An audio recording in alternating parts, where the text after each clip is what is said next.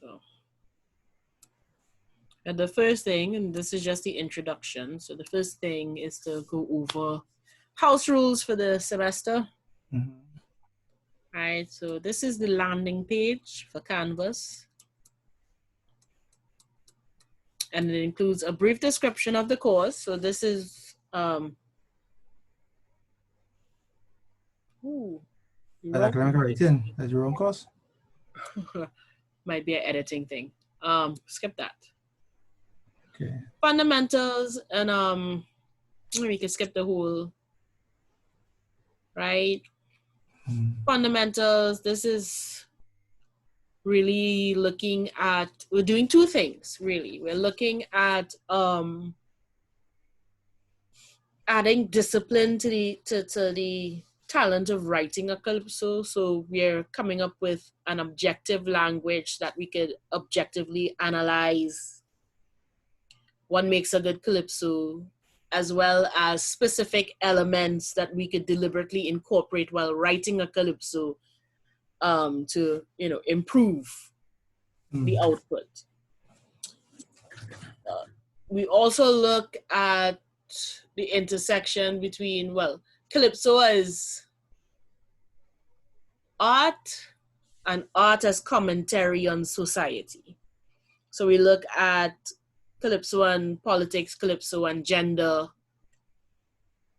and those kind of generalized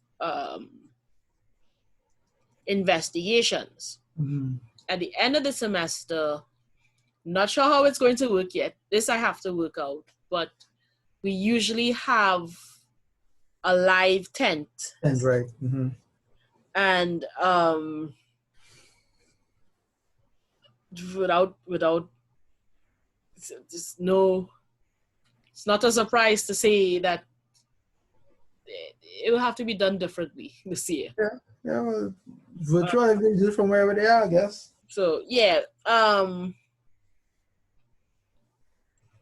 but we'll work it out. So I'm not sure how I will get musicians and that kind of thing, because it's supposed to be live and acoustic. So kind of going back to the bamboo tent. Right. But with a modern musical ethos. So it's a blending of the two. Yeah. All right, so it's flipped. What happens is that the information will be on Canvas at least 5 days before we meet in class, so that you can read over, jot down your questions, work out your responses, and in the class sessions, we will then cover what you didn't understand. So specifically, the classes would be student-led, because you all will be asking questions and we will be clarifying and discussing. Reminders, do not, there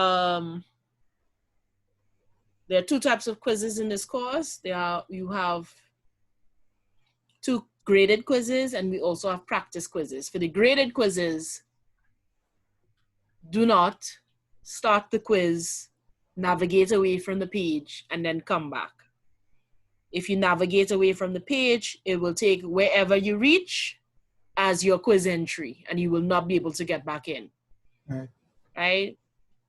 They will be up for 24 hours. Within those 24 hours, if it's a half-an-hour quiz, anywhere within those 24 hours, you can take that half an hour and do the quiz. So it'll be up for 24 hours. So some of the elements of this class are deliberately asynchronous. We don't need to be on at the same time doing the same activity. As for netiquette, this class, well, as you see, the calypso composition, the calypso, presenting the calypso would be your final presentation. So we'll adjust this a little bit. This is my generic netiquette. Is that a word now? Netiquette? That you coined it. No, it's a word. It's a word. It's a new word. I think it's maybe a 2018 word. It's okay. Relatively new. All right. As in, it doesn't get underlined, so it's in the dictionary somewhere. Okay. right? Mhm. So with each Zoom class, I'm going to be recording. Yeah. And so we just want to be extra careful, no overtly political paraphernalia. So no hats. If this was the US, I would say no MAGA hats. No Well, you know what? political party, anything. I don't even consider that in the US because they will tell you have the First Amendment right? But you know. Oh well, this is across the board for everybody. Mm. And they could suck it. But oops, I'm recording. Never mind. 3-4, I didn't say that. No offensive prints or slogans that would include anything that is profane or can be read as obscene. You know, some of those joke T-shirts. Right. Nothing too tight and revealing. Right. Well, I'll try my best to be tight and revealing, but So, well, the simple rule is no one is supposed to see your underwear. That's the rule. that's a good rule. So, you're not required to leave your camera on during class sessions. Only have your camera on if you are responding. Only have your mic on if you are responding. Otherwise, you must mute your microphone. You can leave your camera on and off depending. I know with connectivity issues, when you turn off your camera, you hear better. You hear and speak better. It speeds up the link. So I don't need to see people's faces if they're not responding. And I will know if you're there or not because you will either pass or fail. It's very simple, right?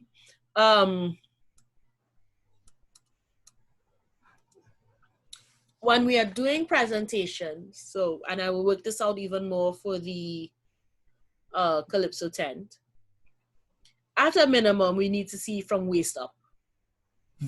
So at least mid-chest so we can see your arms and your head. Right. Especially in performing, we would need to see your eyes. Right. Okay. And so if you can get from head to feet, that's fine, but at a very minimum, chest up. You're expected to focus on the camera and not the screen while speaking, because that is also how we'll be able to judge eye contact and connecting with your imaginary audience or your I shouldn't say imaginary, virtual audience. Right, so those are the basic things.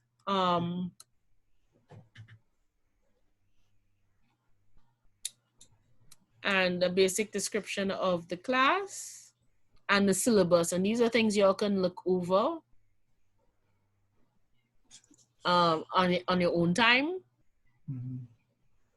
There are 5 modules in this course.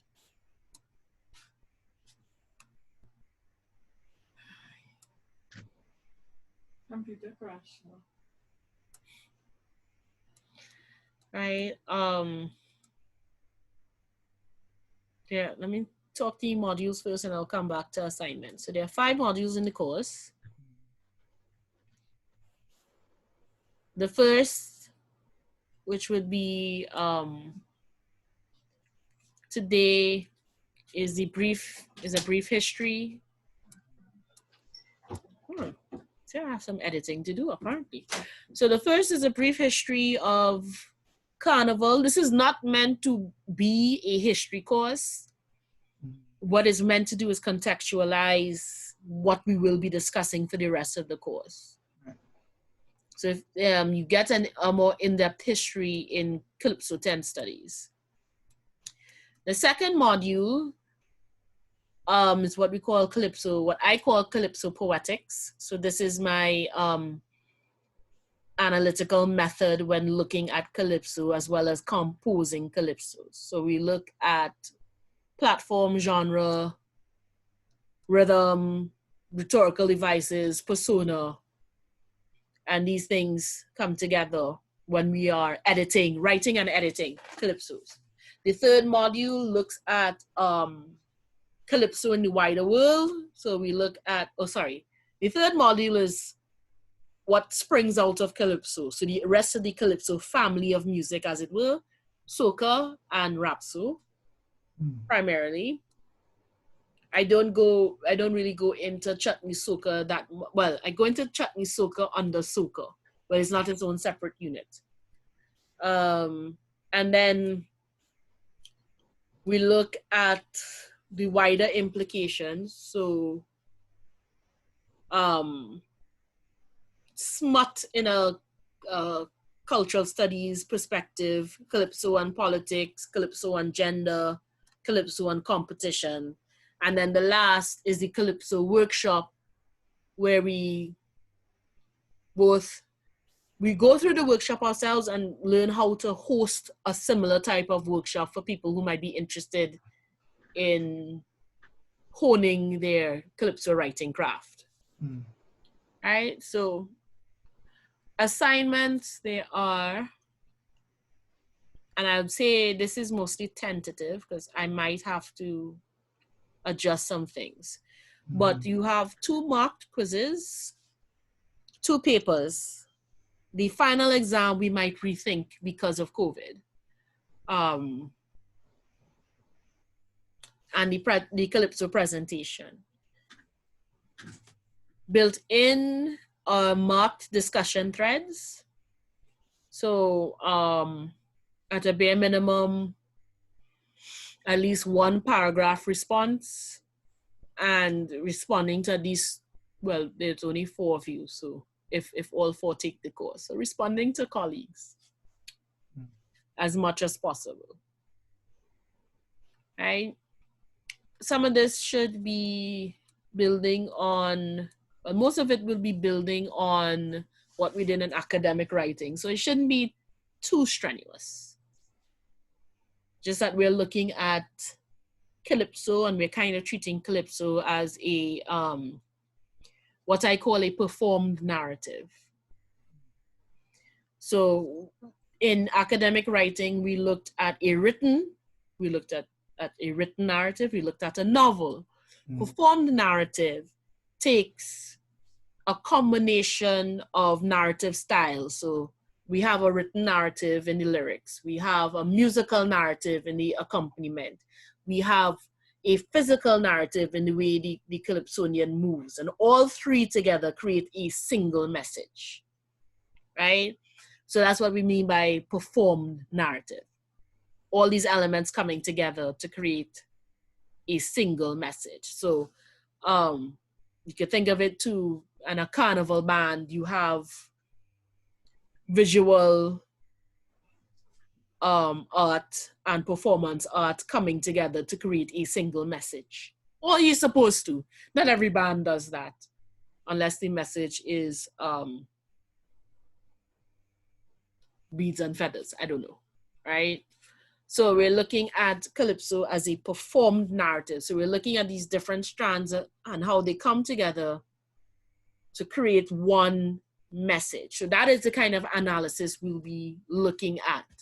So it's not enough for the lyrics. If the lyrics don't match the music, if the lyrics and music do not match your performance on stage, then the message is not being fully conveyed and there are flaws in how the message is being constructed. That's kind of the course in a nutshell. So there's no dealing with music, melodic structure, that kind of thing. It's I leave that. Okay, so I should confess, I am not a musician. I play guitar. Right. I would not deign to go into serious musical theory. Right. When we discuss the music, we discussing the function of it, right, more than the composition of it per se. So you're dealing basically with the composition of a calypso in terms of lyrics as opposed to melody. Well, I mean, because the melody is part of it, but we're not dealing with constructed melodies. Not, no, What is considered a strong melody? no. No, right. Not in an overt way. Right. Some of it is highly contextual. So when we talk about, for example, and it's very difficult because when you're talking about calypso and you're talking about calypso history and you talk about kalinda style songs, for example, the melody is not as intricate as, say, a ballad or a pop song even. Yeah. Right? But there's a specific reason for that and there's a specific function for it. Right? As opposed to, say, you want to bring in Latin elements. The melody is going to shift. It's going to become more melodic, but it's also going to resonate in a certain way and for a specific purpose. So not exactly on these sparrow tangent of everything must have a different melody. Right? I have had complaints that we focus only on lyrics, and that's not exactly true. What is set out in this class is not meant to limit how you speak about calypso. It's not to erase what we would have been using to speak about calypso in the beginning at all. It's supposed to enhance it. So when we're looking at melody and we're judging melody, it's not just if it's a pretty melody, right? If, for example, and we'll go through these terms a little more, if, for example, you are singing in the Boaman, your persona is the Boaman, you're the stick fighter, you're in the Gael.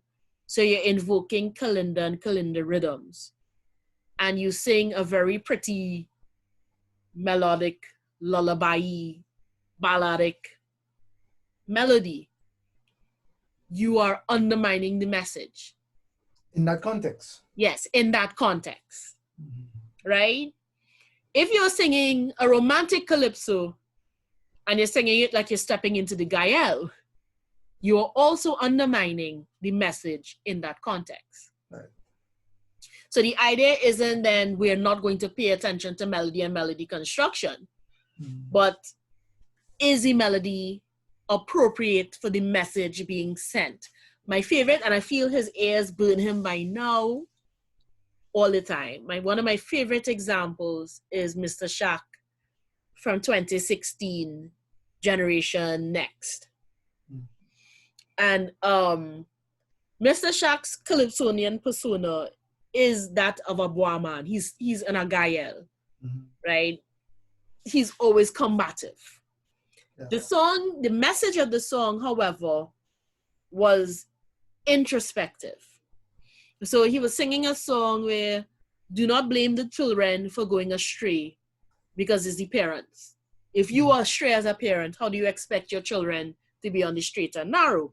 So you had, for example, a verse where, mother and daughter going to the same fete. Right? So you're a young mother, you're taking your teenage daughter to the same fete. So how do you expect her to break the cycle if you are doing the exact same thing you tell her not to do? You can't fight people when you're telling them that. No. You can't. But if you take on that very staccato singing style, that very combative stance, and you try to put a message across like that, it's going to fail because you're creating a resistant listener. They feel attacked. They don't get your message. I'm not even talking about how it would fare in competition. That's a completely different discussion. But in terms of the song in and of itself being the most effective, it loses its efficacy because it becomes very hard to listen to. You miss a lot of it. That's like Super Blue is another good example. I think it was That might have been 2017, 2018, somewhere there. Yeah, that was when Kaiso House was in the tent before they lost the tent, went to Globe, and then went back to the tent. So whatever year that was. And he had, you couldn't understand the song. It was jumpy and it was catchy, but the lyrics were a lot deeper than you thought they were. And as is the case with Super quite often. Quite often, right? Quite often. And he had a balance in the 90s, but then he started speeding up a whole lot from the 2000s come forward, and a lot of the lyrical mastery gets lost, right? And when you listen to it, it was a whole history class on soca and calypso. There was a lot of information packed in, but you missed it because the music he chose, the speed, the tempo, the style, the function, the form didn't match what the message was supposed to be. Right. So we do have examples of that. So what we're trying to look at in terms of analysis is not whether or not it has a pretty melody, because whether or not it has a pretty melody is not the full story. And if you're looking at the entire history of calypso, when you look at when we only had two melodies, Re major and Re minor, right? But these were quality calypsos, right? So bringing your expertise in being able to describe the melody and the melody when and he went off pitch or whatever, that's important. But equally important is what is the message, what is the function, and do the elements in the calypso help that or not?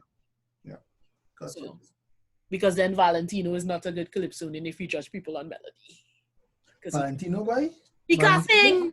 He can't sing. You say melody. In melody, he can't sing. Yeah, but a person's ability to sing is nothing to do with the melody.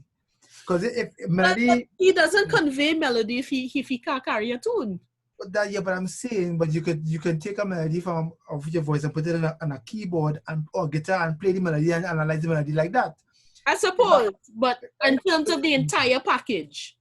I don't mean the entire package, sure. You can say that about Stalin too, right? Yeah. You can say that about a lot of people who... Yeah, right. Lord, don't talk for Krokro. But Krokro can sing, man. Krokro can carry a tune. Right? He can. I'm a cousin. Yeah. No, Krokro can sing. I ain't pulling punches. No, but you see... Krokro is mess up his melody all the time because he sounds like a Calypsonian translating from Patois into English on the spot. Yeah. Well, his style, because he's used a lot of... the rapid... which is interesting. And then he always seems to sing just... The key just where you're about to fall off the cliff is where he always seems to have his clip. So where he just had a push and you feel like if I push again and you have the fall off the cliff, but I enjoy Krokro. But they're interesting conversations. What I noticed, one of the reasons I came up with Calypso Poetics is whenever you ask someone, what's a good Calypso? They will give you 10 examples. And when you ask them, why are these good calypsos? They can't give an actual response other than, I like them. But, Dr. Rances, for the lay person, that's what it amounts to most of the times, right? Well, we are not lay people anymore. No, not us. But I'm just saying, you do a work of art for the masses, and most people experience it in a real... basic way. They can't really analyze in any meaningful way. Right? They like it or don't like it. You work for 20, 40, 60 hours on a song. Somebody hear it and say, me like that. I'll draw the analogy with the film industry. Right? And while the average moviegoer might go to the cinema and they can't tell you why they like the movie. Though I notice, I don't know, maybe it's my circle of friends. I shouldn't say that because people I hang out with, we'd have different discussions. But then you have a whole class of critics. Yes. And then you have the academy. And what they are judging might not be what the average person in the cinema is judging. And we need to get there. But what the academy, what they're after, right? The academy, they're kind of protecting a particular piece of turf, right? You know, so certain movies will never as much, you know, you can make, how many of the billion-dollar blockbusters have won Academy Awards? Black Panther. One. So yeah. my recollection, right? No, Titanic. Right? Titanic won. Okay, right. I don't think acting though. Right. The technical stuff. So the turf that the Academy has taken out and they're trying to protect is not the same turf that is popular and keeps shifting, and where directors keep trying to find the edge and where, you know, to find the next thing that will get people to see a movie 5 times instead of just once, right? So intellectually, so I guess similarly with your friends, I would imagine your friends are similar to you in terms of intellect, right? No, not all. No. Well, not all in terms of what? No. I don't mean that in a negative way. Like one of my good cinema buddies, right? When I get him in conversation, because I will go there, I will start to analyze. When I get him, there's not a conversation type of conversation he would have with other friends, but he can go along. That's my point. So he may not be Dr. Whatever, right? He may not be, but he's a smart guy, right? I think the majority of people who consume popular culture are smart enough if given a little nudge to be able to do analysis. Yeah. I think the problem we have right now with Trinidadian culture in general is that we still have this hierarchy. We're in a postmodern society.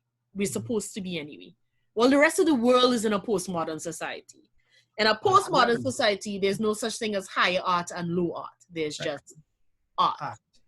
Right? So what you find now, like popular culture studies, there are people who are bending the whole brunt of academia on popular culture and being able to analyze it, not against so-called high culture, but as an entity in and of itself, and pulling on that and working on that. What we have in Trinidad is an imaginary, we maintain the hierarchy, right? So when you establish a national philharmonic, for example, what are the instruments in that philharmonic? Right. What is the music it's supposed to play? So instead of the Eurocentric, you know, the instruments of the colonizers. Yes. Not to say you can't have them blended. I mean, if you have, it's not to say you can't have violins. And to their credit, there is pan. Yeah. But the approach generally is still European.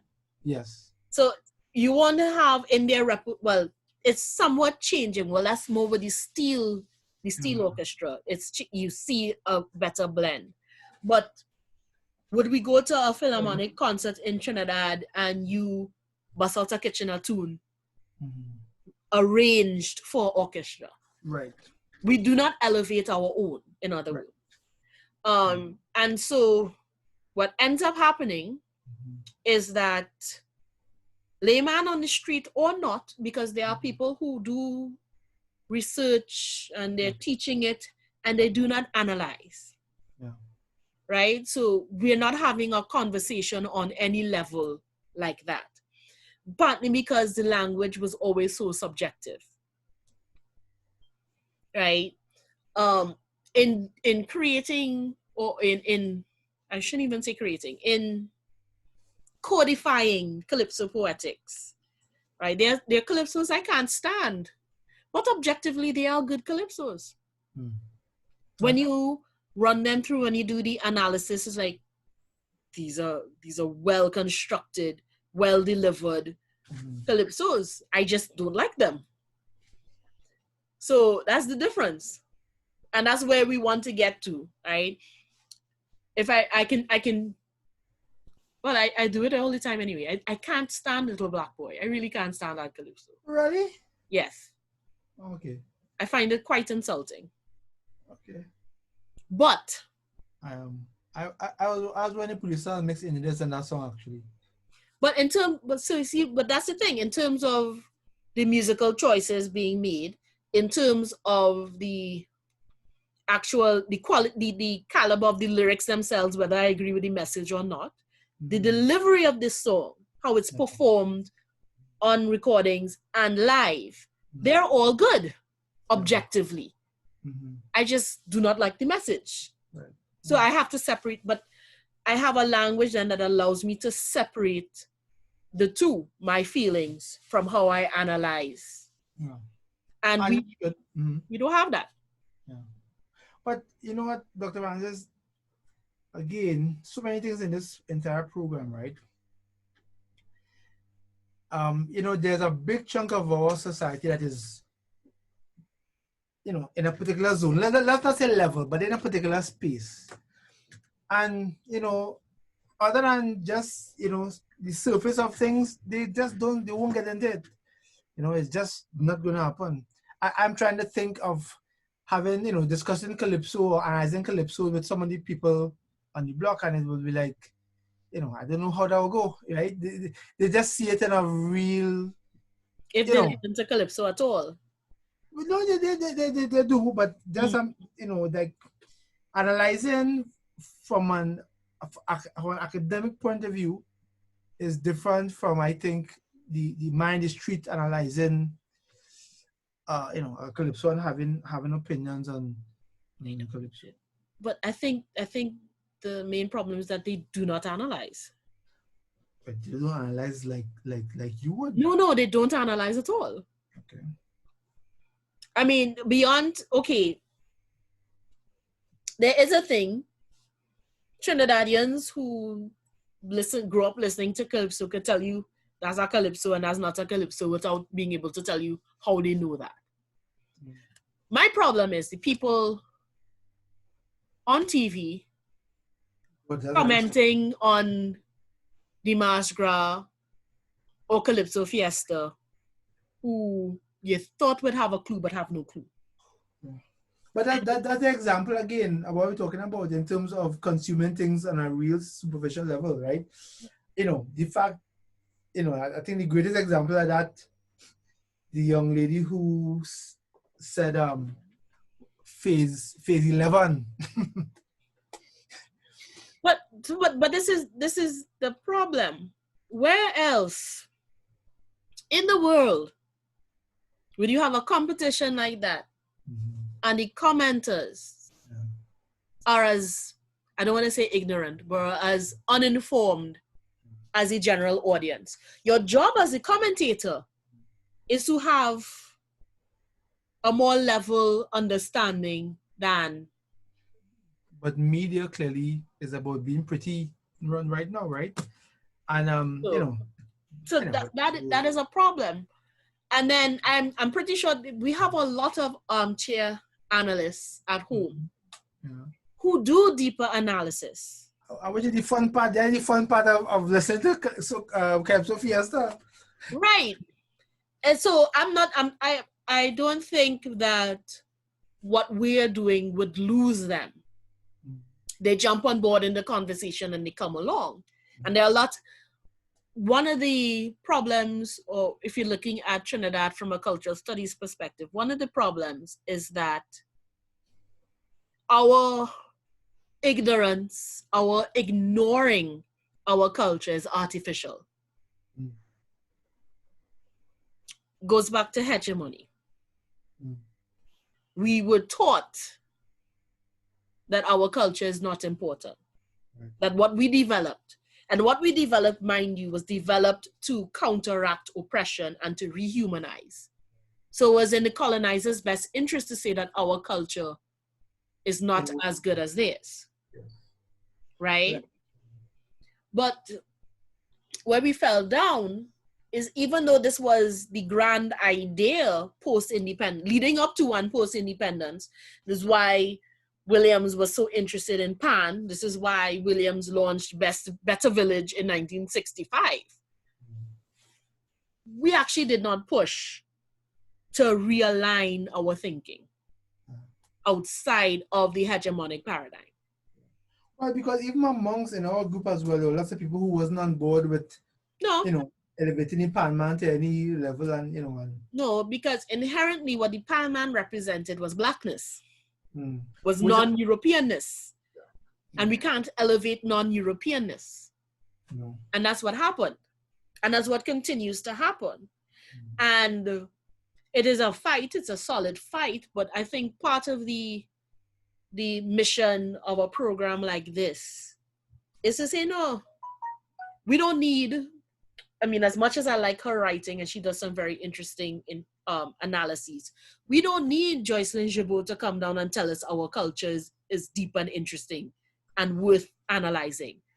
You know what? Maybe we do. No. Because that is when those are the signals that some people look for. So right. Our job is to move beyond that. Our job is to push as much as we can beyond that. Cultural imperialism. Yeah. I learned that. But so that is what we are fighting. That is what we're fighting. And if we look at the entire diaspora, this is what we've been fighting since we picked up a pen, a guitar, or a paintbrush. We've been pushing against that. And by the time we hit the 70s, the mission shifts from trying to prove our humanity to saying we don't need to align our humanity to your aesthetics. That lasted in Trinidad from 68 to 83. And then we started going back. One of the major shifts, I was talking to someone else about this. So Duke wins 4 times in a row. With Black is Beautiful. And from the 4 times he wins are 4 very Black power, Afrocentric songs, just from the titles alone. And then apparently after that, there was a backlash. And he went from coming first 4 times to coming either 11th or 12th out of 12. Right? Same kind of composition, same quality, because Duke was consistent. Consistent, yeah. Same theme, completely different placement. And so, not that I was alive to see, because I was 72 and I wasn't born yet, but there is an implication in that there was some kind of backlash, a shifting away in the ethos. Well, I'll have to see what did win in those. Yeah, Bihari has. Where is it? Bihari has a book. Oh, it's in the office. 3-4. I think his name is Barry, something Barry, David Barry or something, Harry, something like that. David H. Barry, something like that. Has a book called The Finalists, and it lists all the finalists in the Mardi Gras, not just the finalists. Well, yeah, the finalists, not just the winners. Okay. So if there were 10 people, you get all 10, you get their placement and everything. So it's an interesting read in terms of looking at the response to Black Power calypsos by the mid-70s. Most people think that it was just 1970 and then everything went back to normal, but the Black Power ethos or ideology holds serious sway throughout the 70s into about 1983. And I think the death knell was when NJAC decided to be a political party. And instead of being a cultural movement, they became a political party. And people like Afro Cambon dropped out. It's like, I don't want to be no political party, kind of thing. So you had that major shift. In the 70s, because of Black Power, you have the rise of soca and the rise of Rapso, which we will talk about more in Unit 9 and 10, and how the Black Power movement would inspire something like soca, where we have this return to a very Afrocentric music. The rhythm, the staccato-ness, they started pulling Kalinda back in a major way. They started experimenting with African diaspora music. So that's why Maestro sounded like disco half the time. Right? Then you get people like Nappy Myers, who was Calypso adjacent. Andre Tanker, who was Calypso adjacent. They weren't doing Calypso, they weren't doing soca, but they were experimenting with these Afrocentric sounds. Then you have people like Shadow who pull in funk. Yeah. Then the night he pulled in funk. And then at his funeral, his longtime producer revealed that, you know, when funk started hitting, Shadow came to his like, man, we need to pull that thing into Calypso. So I was right all along. Right? So it's very... And Fitzmellows you're talking about? Huh? Fitzmellows as producer, the guy to make keyboard? I don't know. I was crying half the time in the funeral. I didn't catch the name. Okay. I'm not very good with holding names in my head either. So I know it wasn't Art Bikoto. I think Fitzmellows is a dark skin fellow. He alive? Wait. Okay, anyway, fine. It was between him and Mr. Charlie from Charlie's Roots. And their two comments, he was deliberately experimenting with funk. You know, he came up, his album from 1980, I think it's called Sweetest Dream, if I remember the title correctly, is listed as one of the top 100 funk albums of all time internationally. Really? Yes. Very random. So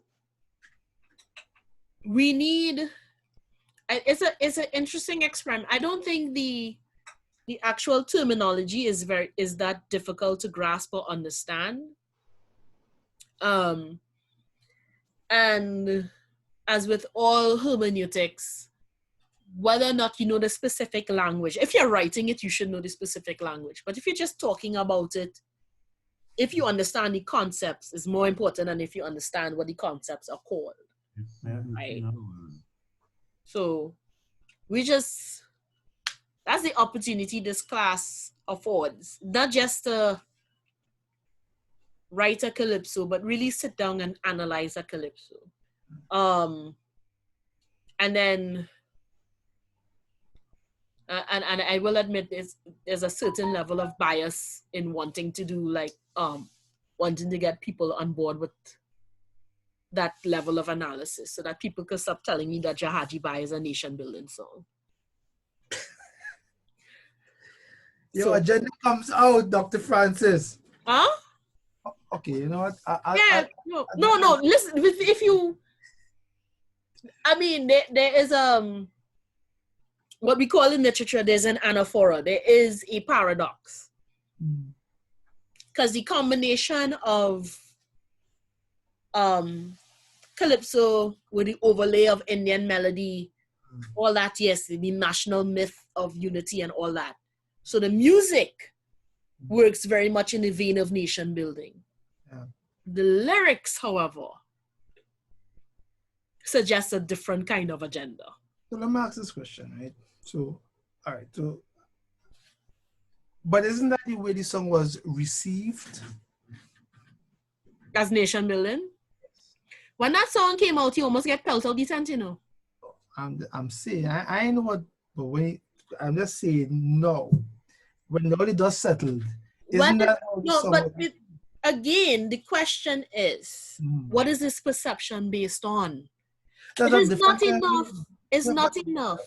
Dr. Francis, I think that's different. I think we're doing cultural studies, right? We're doing cultural studies. So we have to be aware that popular culture perception is shaped significantly, good or bad, by the power structure. Is shaped by the reigning ideologies that they are surrounded by. It is not a natural reaction, right? In Trinidad, the national myth is that all the races get along. The elections prove that is a very big myth. However, in analysis, when we say something is nation building, we're looking for things that emblem that manifest that myth in some way, shape, or form. And we let a lot of things slide because an overt part of it buys into that myth.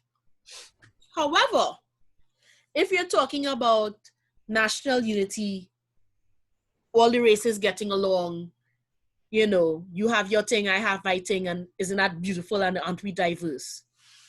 Don't tell the entire African population that if you look far back enough in your history, you see a man in a dhoti. What does that mean? What does it mean? You understand? You understand the hidden message here? What does that mean? That is just plain missing. That is just like a made up, like that didn't really exist in that's not, yeah, that's nothing. And that's what I'm saying.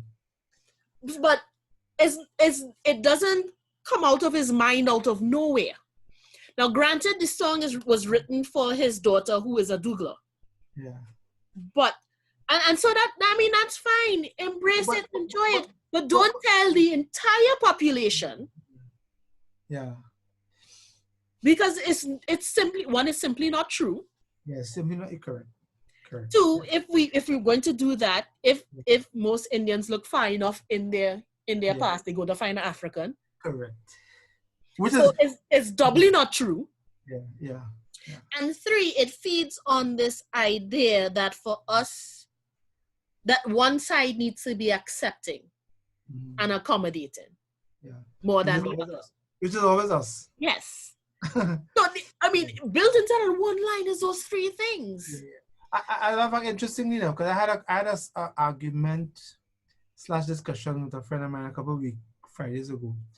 Talking about Eric Williams, some woman wrote some article, and I was, but so the idea was that there's not parity in cultural representation, and so they're talking about post-independence, everything was so Afrocentric and I was saying, like, so fucking what? I mean, Africans have been here for how many 100 years before the Indian back man arrived. You're not gonna get, it's gonna take a while before the countries blend, but it's not reasonable or realistic to think that it must be a 50-50 representation or whatever, because that is just not, that doesn't, regardless of what the timeline was. I was absorbed. I don't know. Like I'm the her again. It's a very. This is why teaching history is important. That's why that has come across clearly from this program. The majority of the Indian settlers deliberately isolated themselves. Yeah. They were contained in their own cultural bubble, and they were interested in cultural purity. So they did not mix. The exceptions, of course, would be practicing Muslims, because the religion in some instances was more important than the race. Right. Though that's I don't want to say that's 100%, because you also have a lot of ethnic practices that have nothing to do with religion that they embraced to celebrate their ethnicity. Right. That's why a Hindu wedding and a Muslim wedding in Trinidad kind of look alike. Right. But they're supposed to be kind of very different, but they look a lot alike. Because they found themselves in a minority position initially, though not by much. Yeah. And with a desire to preserve the purity, quote unquote, of the culture. So they deliberately did not mix. A lot of that, and it was reinforced with the introduction of cinema and Bollywood movies. And there was no real mixing. So you can't say that you were isolated and shut out from the building of a national culture if you didn't mix. The people who mixed were ostracized until very late in life. Jit Samaru was ostracized until very late in life. So, but it's a narrative that they need to push because that is what makes their position work, right? So they need to create that false narrative, otherwise nothing makes sense, you know. And yeah, but I take a point. So I understand. So, and then think about it in a deeper way. If we do not analyze the songs, understand what the songs are really saying, we allow subconscious messaging. We allow it in. We are brainwashed by it. We will not get anywhere. If art is not simply the reflection of life. That has not been the definition of art since maybe before World War One. Increasingly, from World War One come forward, art is an examination of life. It's a commentary on life. It brings to the fore certain things that we might take for granted, makes us see it in a new way, right? Calypsonians are doing this, especially ones who write for themselves. Well, Calypsonian versus Calypso singer, they are doing this. Soca singers, soca artists too. I say the whole Calypso music family, right? There's a level of consciousness and conscious raising. Sometimes they might not understand overtly, but when you sit down and you look at it, you go, that's kind of odd. For example, right now, and I have to sit down and listen to them side by side. But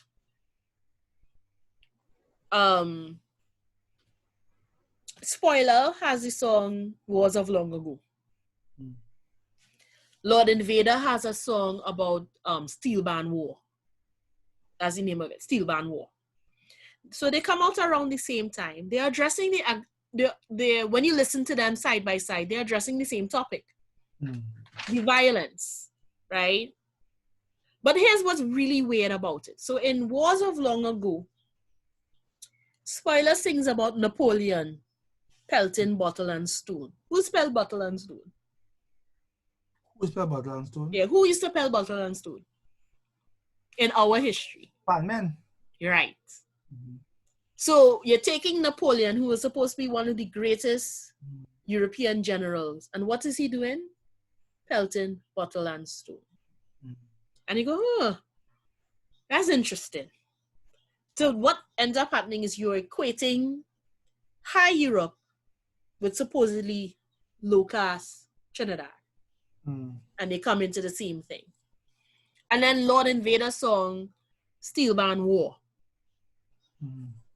And where he paints this picture that the steel bands are like a modern day military. So once again, you're taking the and it's based on, I think actually more the American military than the British military. So you're talking about tanks and bombs and grenades, high-powered rifles, all these elevated technologies. So again, you're taking what is supposed to be high and you're equating it with what's supposed to be low, the Pan Man. And they do it from two different perspectives. But when you put them side by side, there's a very interesting message coming out.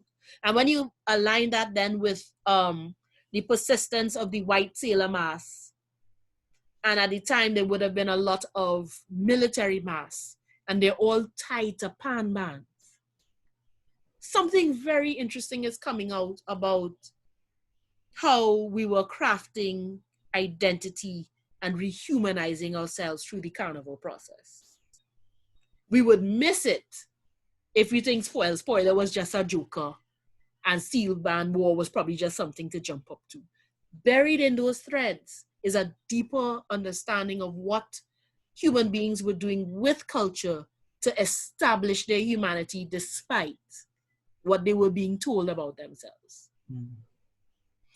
That is a powerful tool to have. I'm not saying everybody sitting on watching Calypso Monarch would want these tools, but there's a large enough section of the population, if they had these tools, if they had this understanding, even if they had someone leading the discussion and they go, you know what, that makes sense.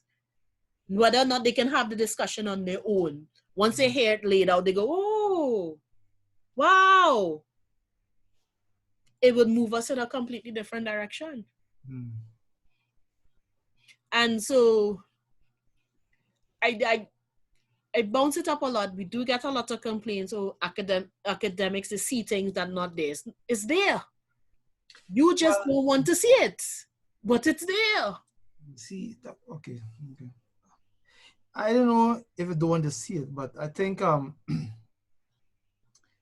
I often think that because I have experienced that a couple of times. Some things that I did. I remember a musicologist analyzing one of the songs that I did at one road march, and she was going on and on about these things, and I was like, I was at the time doing the songs. I trying to do something pretty road. I want people to jump up, right? I'm not deliberately putting all these devices that you think are there, right? And I remember Panam Goddard as well. Panam Goddard used to say that when people analyze people like Miles Davis and these great players, right? And they were street players. They weren't, like they didn't graduate from Juilliard, or they were guys who, just learned to play from playing, right? And then you talk about when people analyze their solos and whatnot, and but I'm gonna say Miles, was a drug addict. You don't know if that night that solo he played that night was because he was just too fucking high. So I think that does artists a disservice. Mm. I think it does our artists a serious disservice, because as the academic, we're not saying you deliberately put these things in.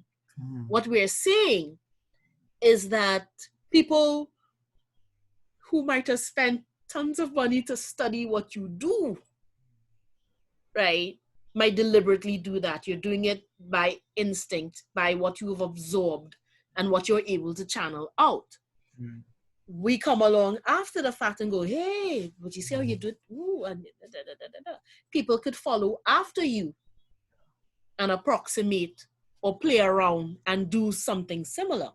That's the point. Now, whether Miles Davis was high or not, and this is the thing, I had a conversation with a white friend about this. There's a misnomer. It's a mistake you make. It's not the drugs that made him creative. No. He was creative without drugs. Of course not. I'm not saying that. Whether he can name it or not is not the point. Right? Whether you could, because if you think about it this way, I'm pretty sure Leonardo da Vinci didn't say, well, this is this kind of brushstroke here, and this is this. He just did it. And then critics came along afterwards like, you see that? And people who looked at it and said, oh, I like that. They studied it and they said, let me do that. And then they came up with memes for it. It was there. It's embedded in it. And sometimes it's embedded in it without the artist really knowing, because the artist is filtering society through the artist into whatever work the artist is doing. Most artists, they aren't aware. Then again, there are a lot of artists who theorize after the fact and go, and if you look at their work, they're actually working out a theory, whether they name the theory or not. So you end up with people like Loveless, who has it's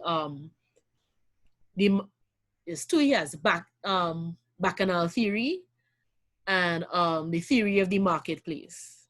And when you read a lot of Loveless, especially It's Just a Movie, his last novel, you see this theory of the marketplace. All the disparate cultures are coming together and meeting in the center, and at the center something new arises. So the marketplace theory is that you can take different roads, you will all end up in the market. Culturally, that means each road might be a cultural manifestation, but at the core of it is a universal principle, right? Every culture has a law about murder. What constitutes a murder is different in every culture. But the underlying idea of taking a life for no reason, which is basically what murder is, that's in the culture. Artists tend to take all these disparate things floating in the air, concentrate it, and push it out. music is very, very dangerous for that, because that's why half the time people get, and I'm talking about hip hop, I mean other artists, half the time they get sued because it's a song they might have heard in their childhood, don't remember in their consciousness. It come out in a song. Hey, that sound like my song. You go, what song is that? And then when you play the two side by side, you go, oh. But that's the part of an art, and the artist filters and reflects.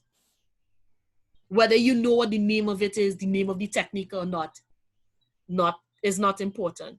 And people will come along and say, Lindsay, when you did that, and woo, did you mean to do that? And you might say, no, but there's a theory that whether you intended it or not, you meant to do it. That you intended it in your subconscious, so whether you were consciously doing it or not. But you know what? So, if I were not a creative person, I would sure make sense. But when it was kind of strange for me, for somebody telling me about this thing that I've done and telling me this, that, telling me that, right? And I'm like, I feel like I was there, I did it, right? But it was weird, and I imagine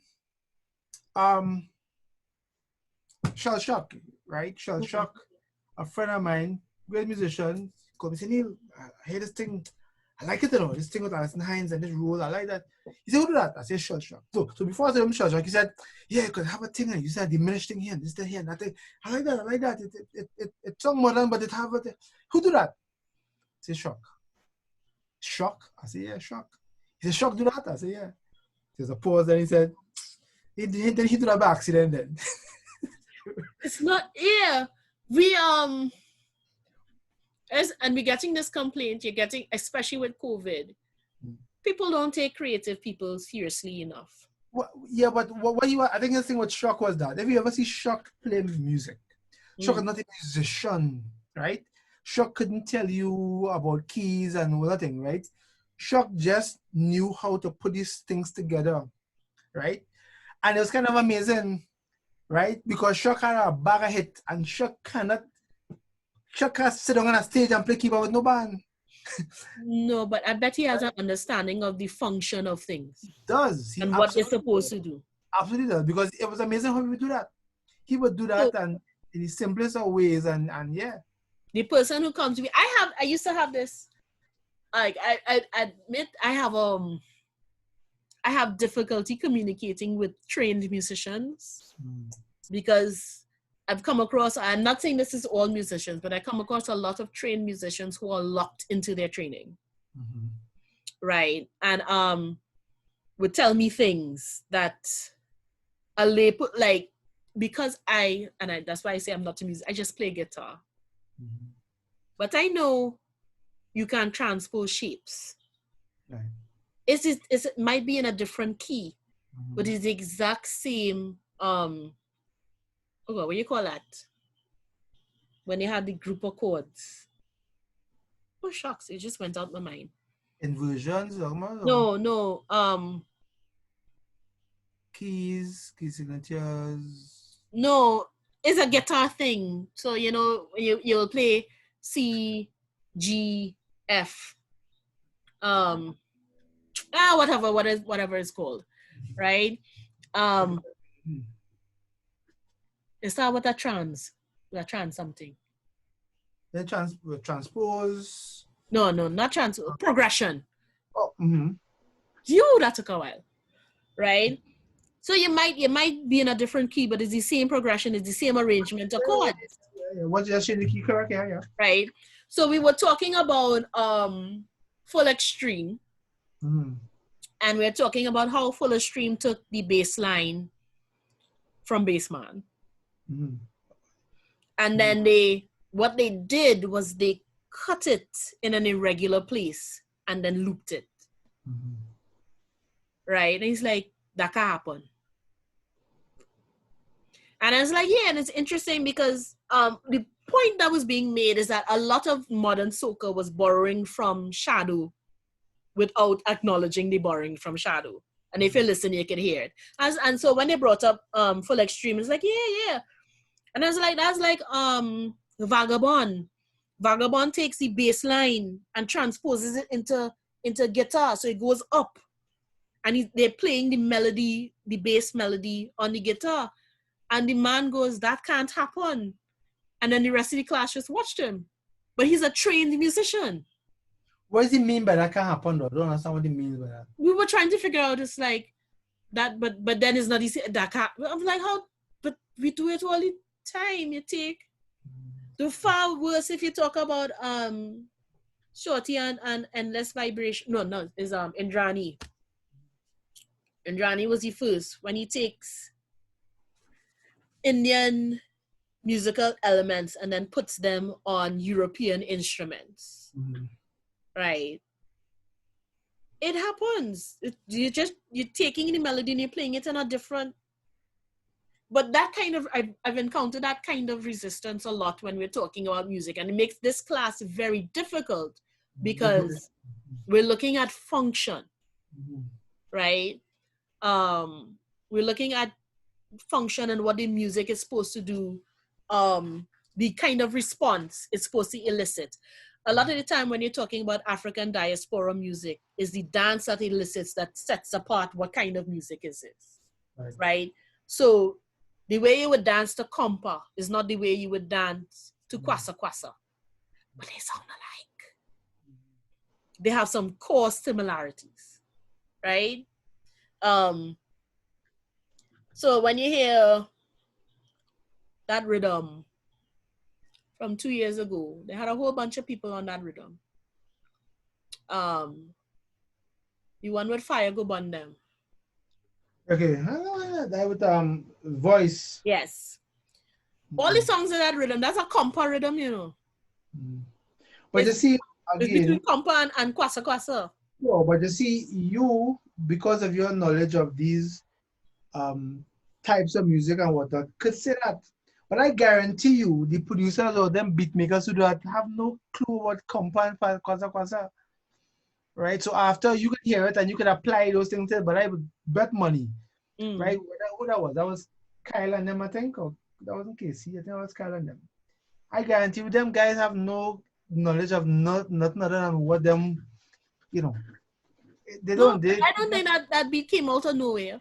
They might not have consciously done it, though there is a general movement and a misnomer for Afro soca. That's just redundant in my opinion. But prime example, because you saying that because you understand the origins of calypso and we'll go back. So Afro soca, I mean, yeah, we understand that. But had I not been in this class for a year, that what you said, it wouldn't make sense to me. Yeah, right? That's very I would say it's very scary as a musician to hear a musician say it, but I understand it. I understand it, right? And I could draw parallels in a lot of the creative fields. So my favorite is people who tell me I'm a poet. And you go, oh, so who's your favorite poet? I don't read poetry. Then you are not a poet. Okay. You are not. I'm sorry. You write rhymes. You are not a poet. You can't be a rapper and don't know any other rappers. The ones who came before you. You're not a rapper. We're not even sure if you're spitting bars. Just say it. There's no novelist that reads no novels. Fair enough. That statement is far different from what you said before. Oh no, I won't consider you a real. Well, I should make they like to make the distinction between rapper and hip hop artists. So let's say I don't think you're a real hip hop artist if you haven't studied the culture in some shape or form, right? But when you listen to people who are deep into hip hop, who are rapping, they will tell you, oh man, when Biggie first came out with this song and that shaped and or like, you know, I really like so and so, and they would start to call names. That might be as far as they go. I really like the style, I like what they did, and I started listening to them and I started imitate, but that's how it grows. So if you're telling me you're singing soca and you can't even name somebody from the decade before you. Something wrong. I understand what you're saying there. Definitely. Yeah. So I think, and I noticed this too because I'm related to a singer slash producer. Mm-hmm.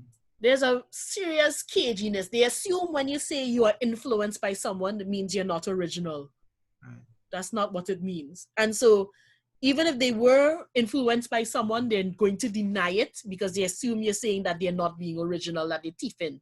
That's not what it means. Right? But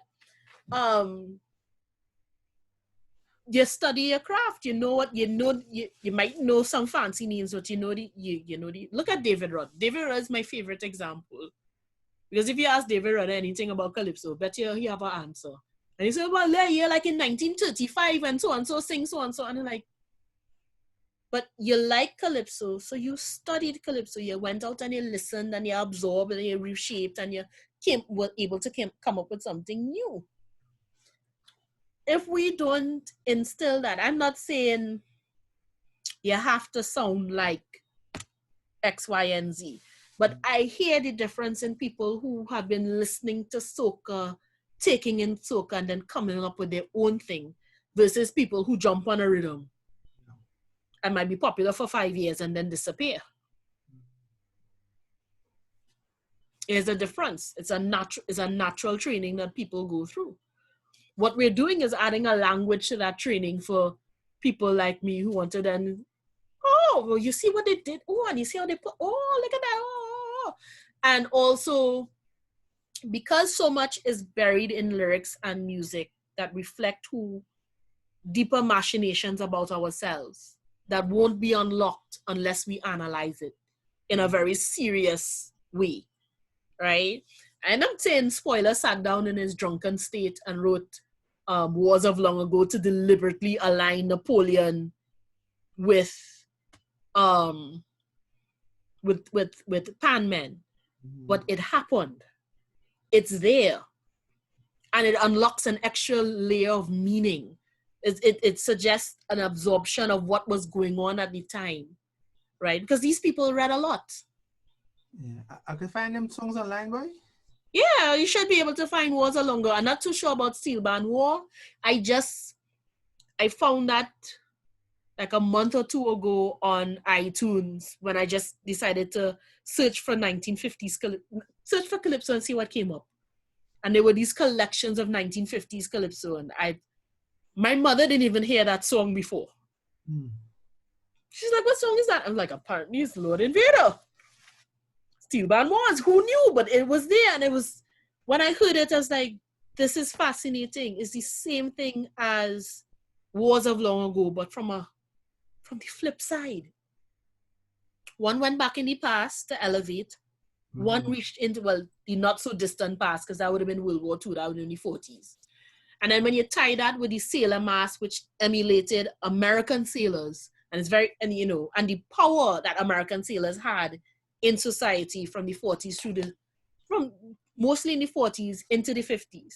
Right. And they were drawing from that. And that's when we had military masks as well. So you played sailor mask, or you dressed up like the Marines, like the MPs. Right, so the military police, and you'd actually, so the images of these people marching, and it was all tied to the steel band. And then you had to pick up your general in a Jeep, right? Your stripes actually meant something on that day. You weren't just plain soldier. You became an organized unit with your band. And so it's fascinating that was channeled, and then it's to hear it in the song. It's completely different from Steel Band Clash. Steel Band Clash shows you the mayhem. They take the mayhem and they make it political. Whether they overtly plan to or not. It's buried in there, and that's what makes it interesting. Right? That's the simple rule of thumb. I cannot claim to know the author's intent. Right. But art reveals more than the author ever intends. And I think that's where I get stuck, right? Because I feel, like people kind of being presumptuous right, when they ascribe these things to a work of art or whatever, a composition, a song, a poem, and the artist is either not there to talk about it or was not, asked about it, It's kind of interesting. Well, I was, yeah, I know what you mean, but we're not analyzing to say this is what the artist intended to do. mm, Right? We're looking at the work itself and saying these are strands that came out from the artist's subconscious, filtered from divine intervention. God alone knows. mm, Especially if you're reading creativity from an African perspective, mm, creativity from an African perspective, it's you are channeling. mm. You I, are not in charge of what comes out. I, You I, are a portal. I agree with that. Because Uh, yeah, I remember many times I've been trying to do songs and I literally hear infiltration and I don't know when it happens, but hour after a song come on the speakers and I am almost never aware of when I go from I don't know what to do with this to I like what I mean it is a I'll share something with you, right? But I have at times kneeled and I'm not a church going man, but I feel at times so kind of overwhelmed that it couldn't be. I couldn't have done that. It's some kind of weird. I don't tell people anyway. It's some kind of weird. But I felt that. I felt that. I have felt that many times. it's and that's kind of what allows the critic to find different meanings. And usually because everything is so slippery, it's part of postmodernist theory. Nothing is stable. Nothing is exactly what you mean it to be. The best you get are approximations of your intent. And that's why you have now the concept, especially in conversation, it is not what you intended, it is how it's received. Because there are always extra from the tone of your voice, the color of your shirt, all kind of things tie in that you don't even realize are in the message. And a lot of people do not pay attention in casual conversation to the extra things that are coming out in that message. Which takes me back to our Jihadi by conversation, right? Yeah. In terms of intent and reception, right? I mean, because in analyzing, yes, I see a point clearly, but in terms of the way the average person receives the song.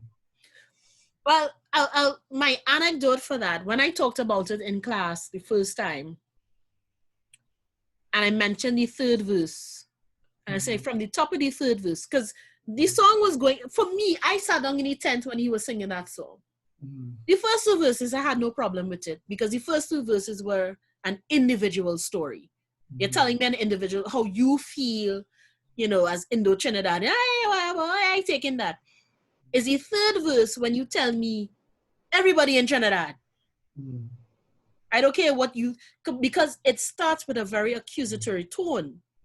You might think you're African. You're walking around like you feel you're all African and thing. But if you look back in the history, you'll see a man with a dhoti. So it's not just saying that I don't know my race. It's also saying that how dare I be proud to align myself with a specific ethnicity. You're misinformed. And the audience went from polite to hostile. In the third It makes sense. It makes sense. Because to be honest with you, I never listened to that song in that depth. That's the thing. Yeah. That's the thing. When the girl said, "Oh, it's a nation building song," and I was like, "What about the third verse?" She's like, "Well, I never even noticed the third verse before because they weren't paying attention to the lyrics. The music is a nice blending of African and Indian, so nation building."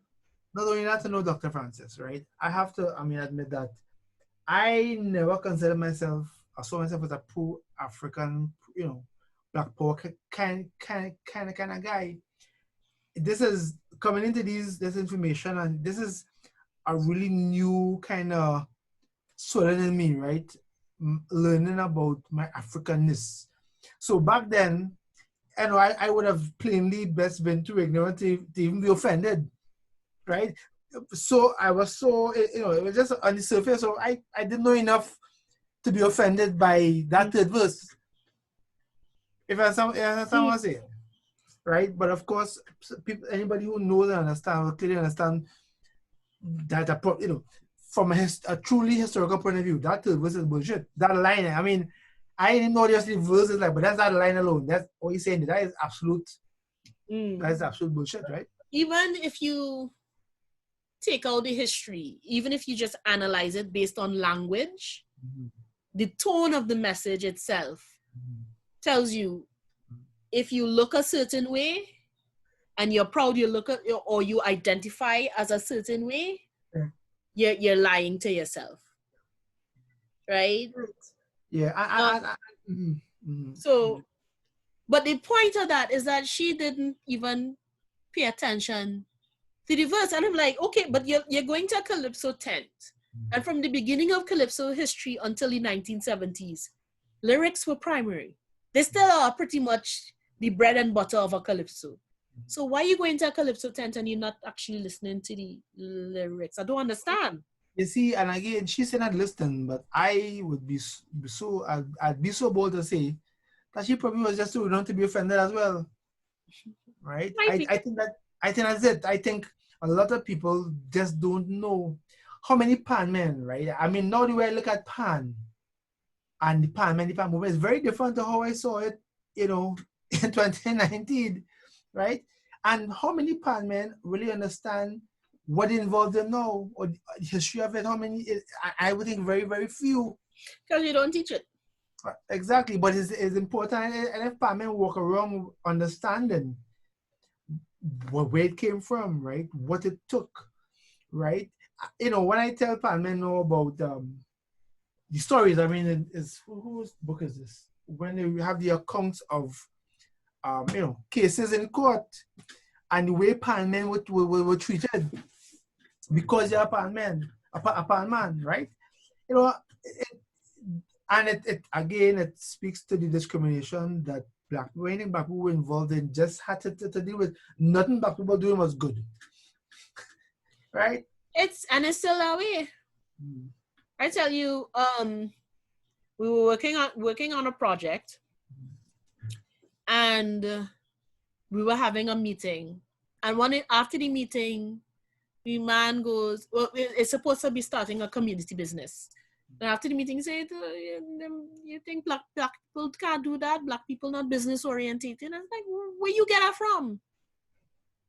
I'm like, do you know the history? Do you know that today, if a black man goes into the bank with a business idea and it's just him, and he no have no big set of money, he have no name or anything, the bank will turn him down, take that idea and sell it. No. So it's not that we don't have no business acumen, we have no support. Correct. And then double on top of that, black people say, well, black people, they're no business, so then we get no support from we don't get customers. But yeah, and again, it's fighting all of these,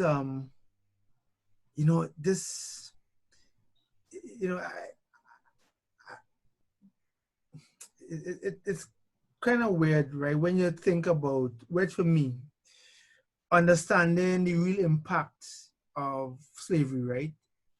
And that kind of oppression and the systemic consequences.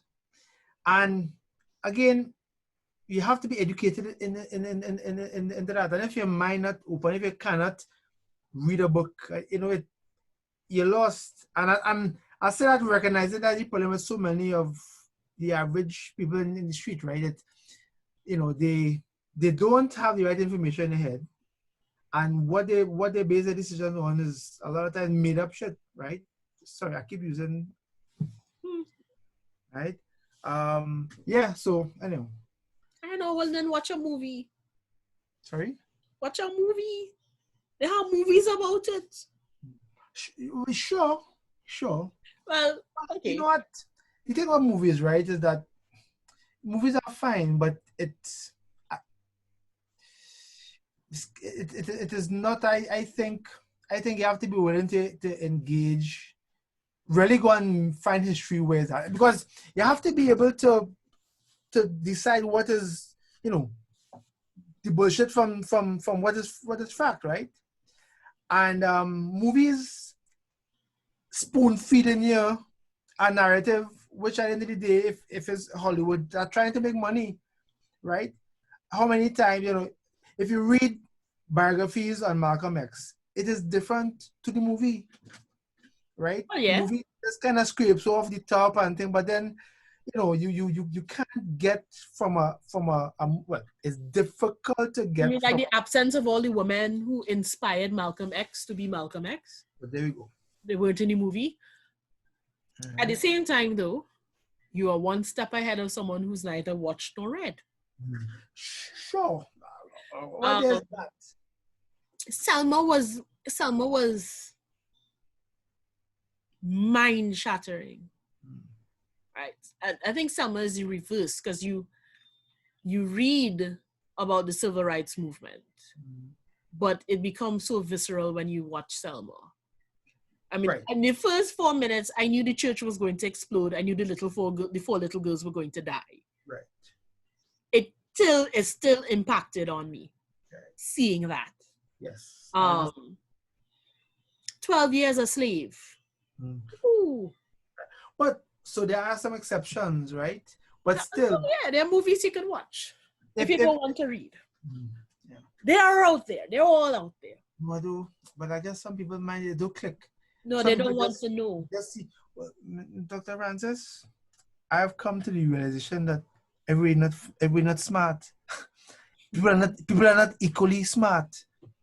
Right? No, but I don't think they're as stupid as they make themselves out to be. Well, and that is a scary thing. I think, and it all goes back to hegemony, to colonialism, to the idea that Black people are not as intelligent as. And there are lots of people who've simply bought into that, because to do the work and fail is scarier than not doing the work at all, and just accepting that I can't do the work because, you know. And so a lot of the myths persist because they are far more comforting if they were reality. Then I don't have to take responsibility. And we are fighting against that. And it is for the students in courses like this, not necessarily to go out, bang a drum with a bullhorn and say, wake up sheeple, but in whatever way you can push it forward. Even in just talking to people, one of the most rewarding things that ever happened, when I gave a paper on Yoruba spirituality and carnival, looking at the Dragon Can dance and reading the characters as Orishas. And by the time I was finished, a woman in the audience stands up and goes, I now understand what I've been doing my whole life. And these are things you live for, right? So when I talked about the ritual of building up the costume and then letting the costume shred away, and how that is equally important. And she's like, she's been playing mass, and you know, you lose a piece and the thing, and by the end of the 2 days it mash up, and she now realized what she's been doing her entire life. And again, not everyone is going to sit down and go, when you're analyzing, everybody I try to say, I talk to about little Black boy, say, well, you're missing the point. And I'm like, I know I didn't miss the point, because there were about 4 calypsos that picked up almost the exact same point I am making, right? And I tell people it hinges on a single word. Be black, but be conscious. But be conscious. Why is the but? That but just sticks in my craw, right? And people offer excuse, well, you only had a standard for education, so you don't know the difference between and. I'm sorry, 2-year-olds know the difference between and but. I don't know, because being there, right, literally being in the room, actually recording the vocal, right, and that was at the end of the song, where just, you know, that wasn't written, that just coming out. Yeah, Right? That makes it even worse. Right. That reveals the actual subconscious of the person. Well, you know what though? Does it? Does it really though? I think so. I don't think Gypsy has a particularly stellar pro-black record, does he? If you put it that way, no. But he's pro-black, right? I mean, Gypsy to me as a person, right? He's it's kind of strange, right? I mean, when I say strange, he has big ideas, right? And he often thinks his ideas are all correct, all right ideas, right?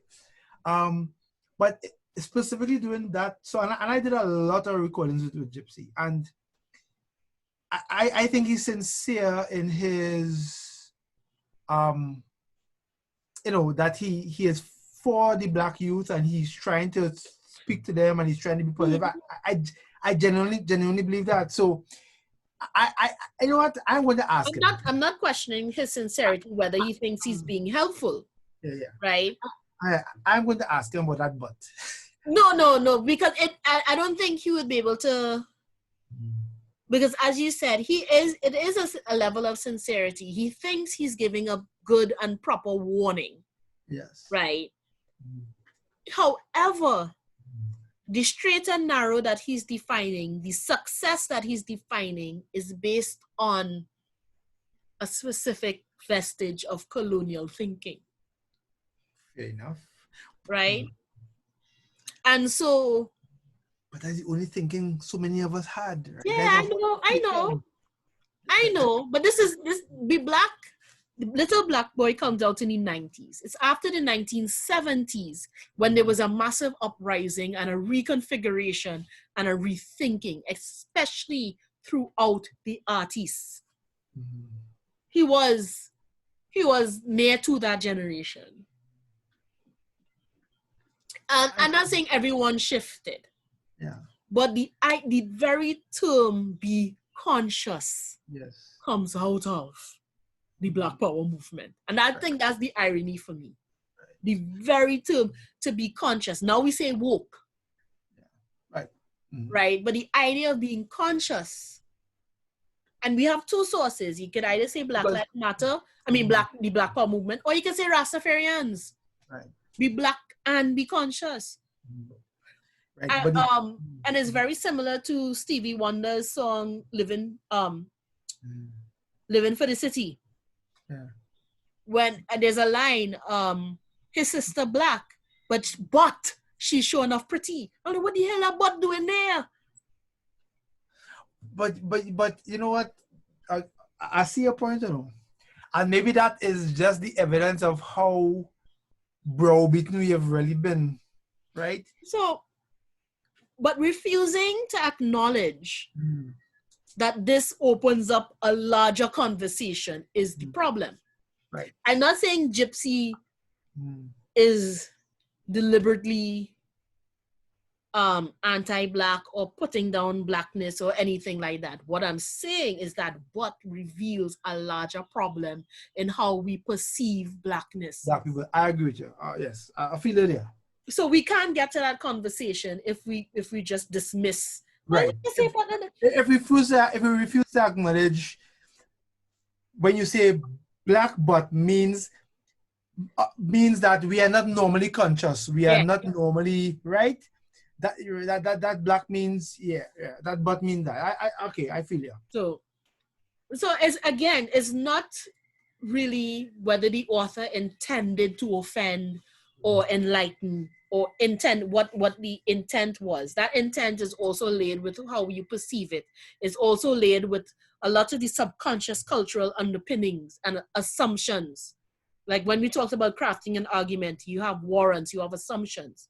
We are not always aware of these assumptions and these biases, but they come out, right?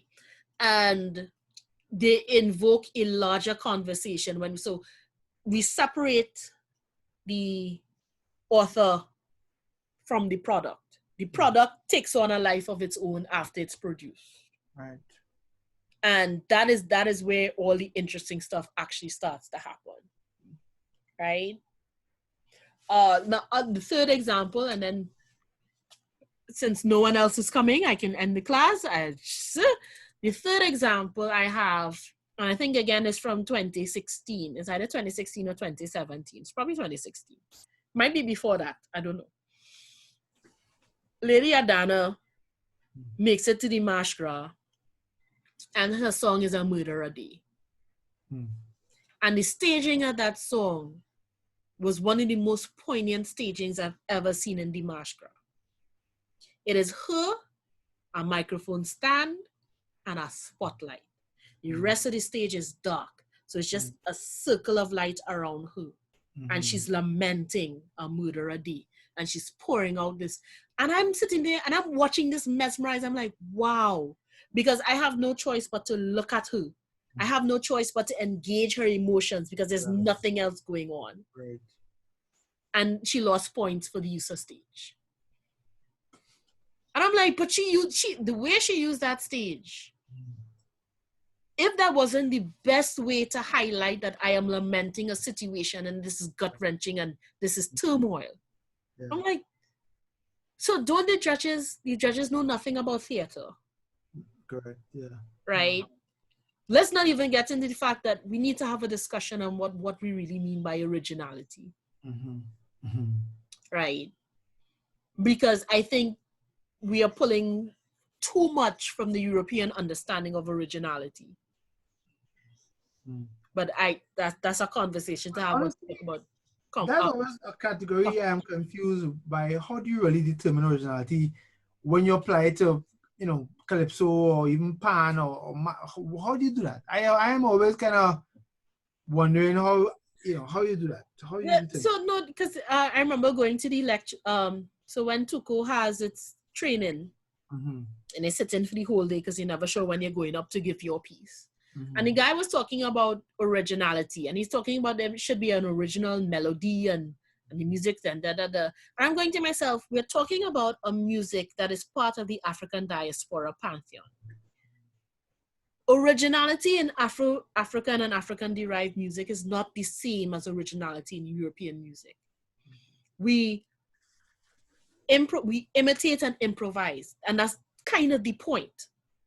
Right? So when you listen to jazz, right, a jazz artist, you have what you call the standard, right? So, but there's a difference between how Nina Simone sings Strange Fruit, how Billie Holiday sings Strange Fruit, how anybody else will sing Strange Fruit. It's the same song, same melody, same lyrics, but the originality comes in how they put themselves in the song.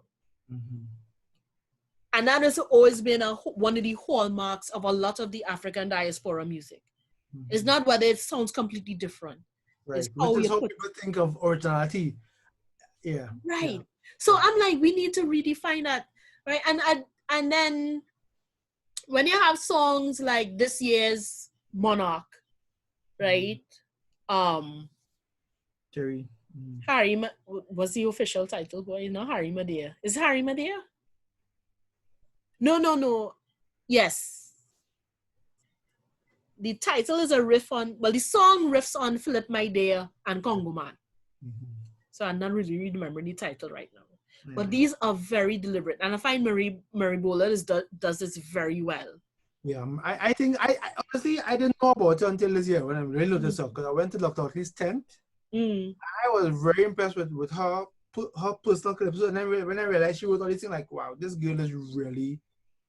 And she does it deliberately, and it's the two songs she did it with. So the Obia song is a deliberate reference to Shadow's Obia.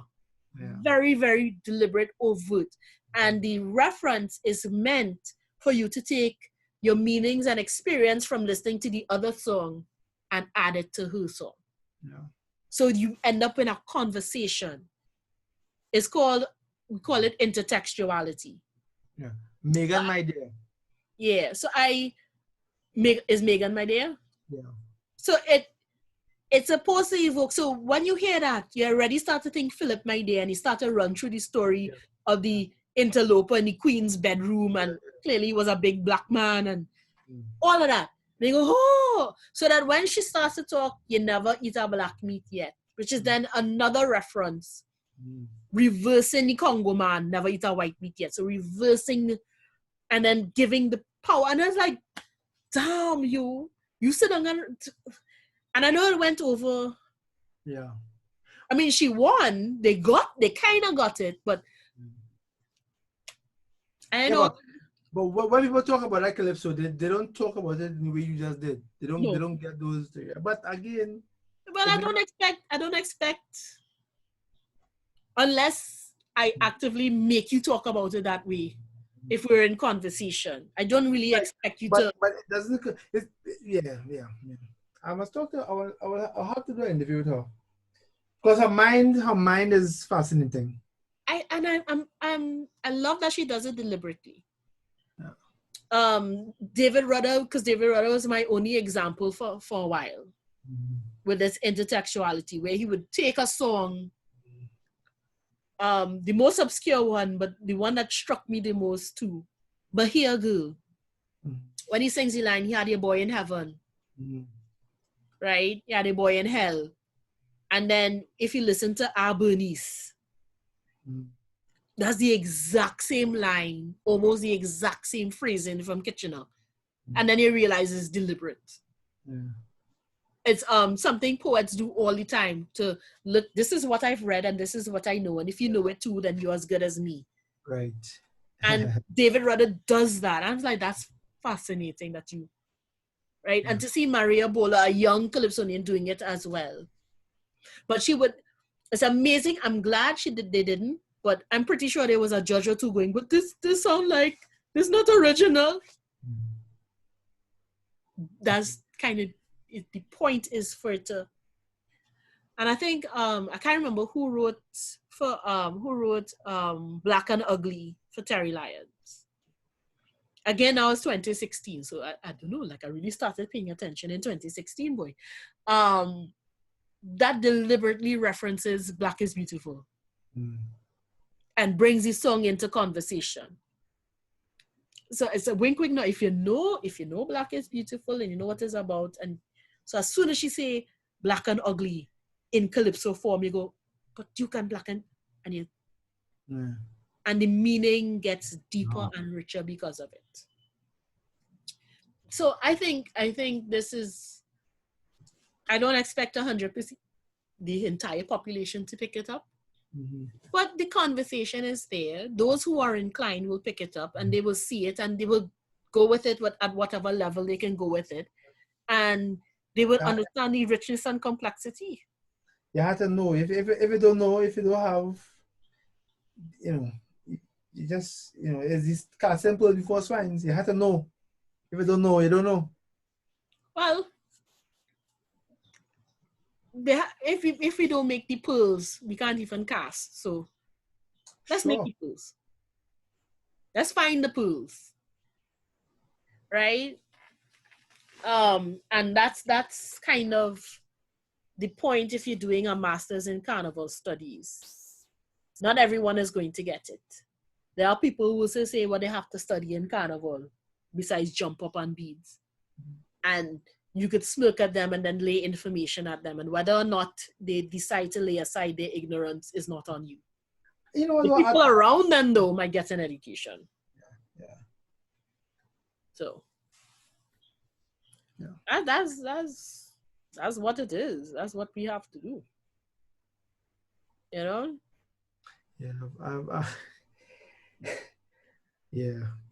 I've had some different discussions with musicians and stuff.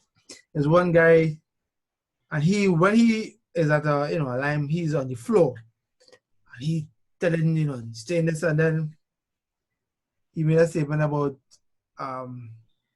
calypso coming from France, right? Red Lions. Yeah, and then I had to jump in, right? And it was interesting because he's a smart enough guy to realize where he may have an exposed flank, right?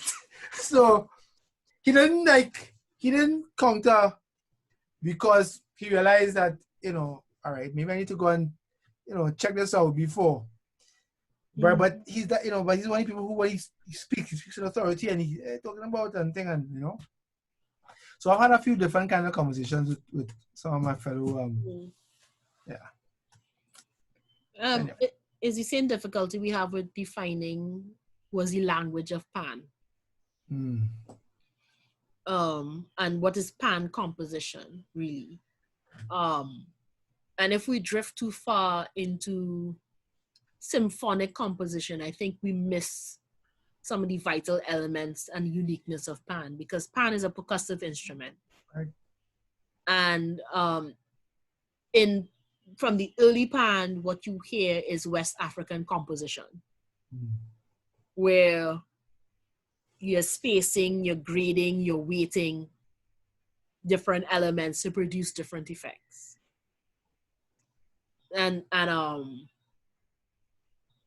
So it's not necessary that all the Pan have to play at the same time. So when the Pan enters into the arrangement is as important as what is played. And they play individual short melodies, rhythmic melodies that build up together.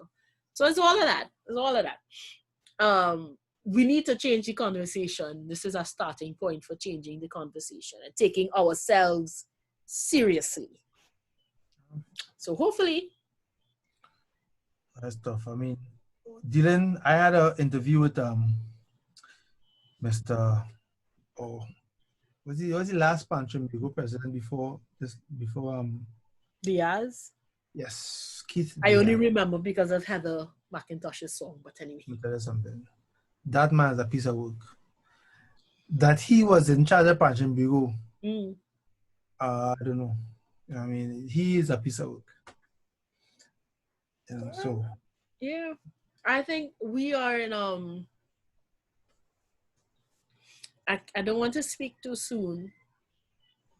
And I think if we look outside of the minister, you have people populating the Ministry of, it's Culture and Tourism now.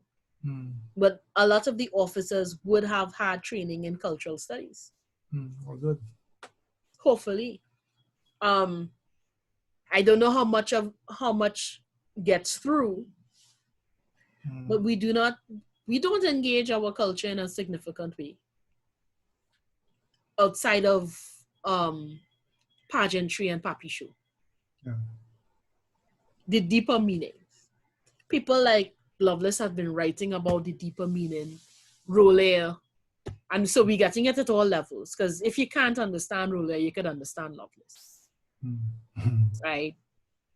Roller takes work if you're not that way inclined, right? Tree Canal and all. I remember one of the readings we have in the library is a Tree Canal interview talking about the spirituality of Carnival.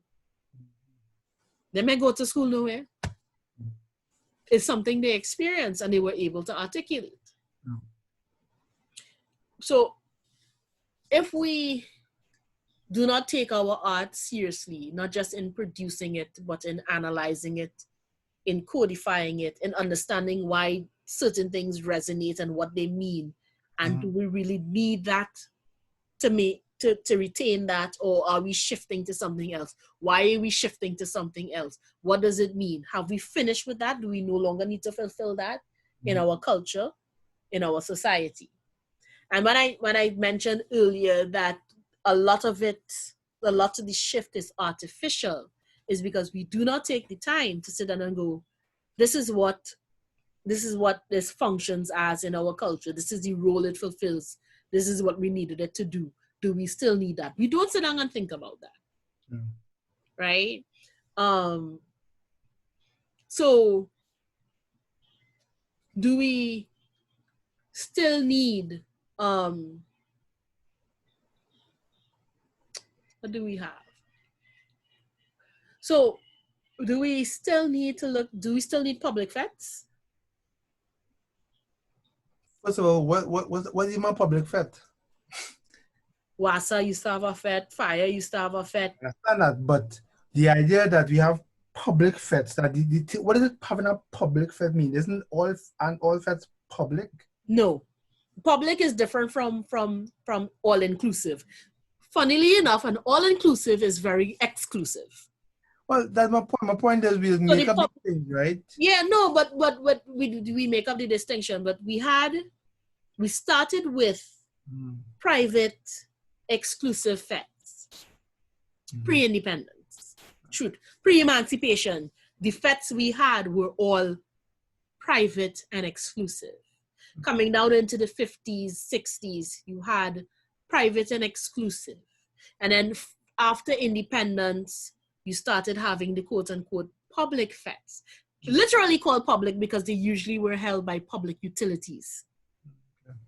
WASA, fire department, they had a fet. So they refer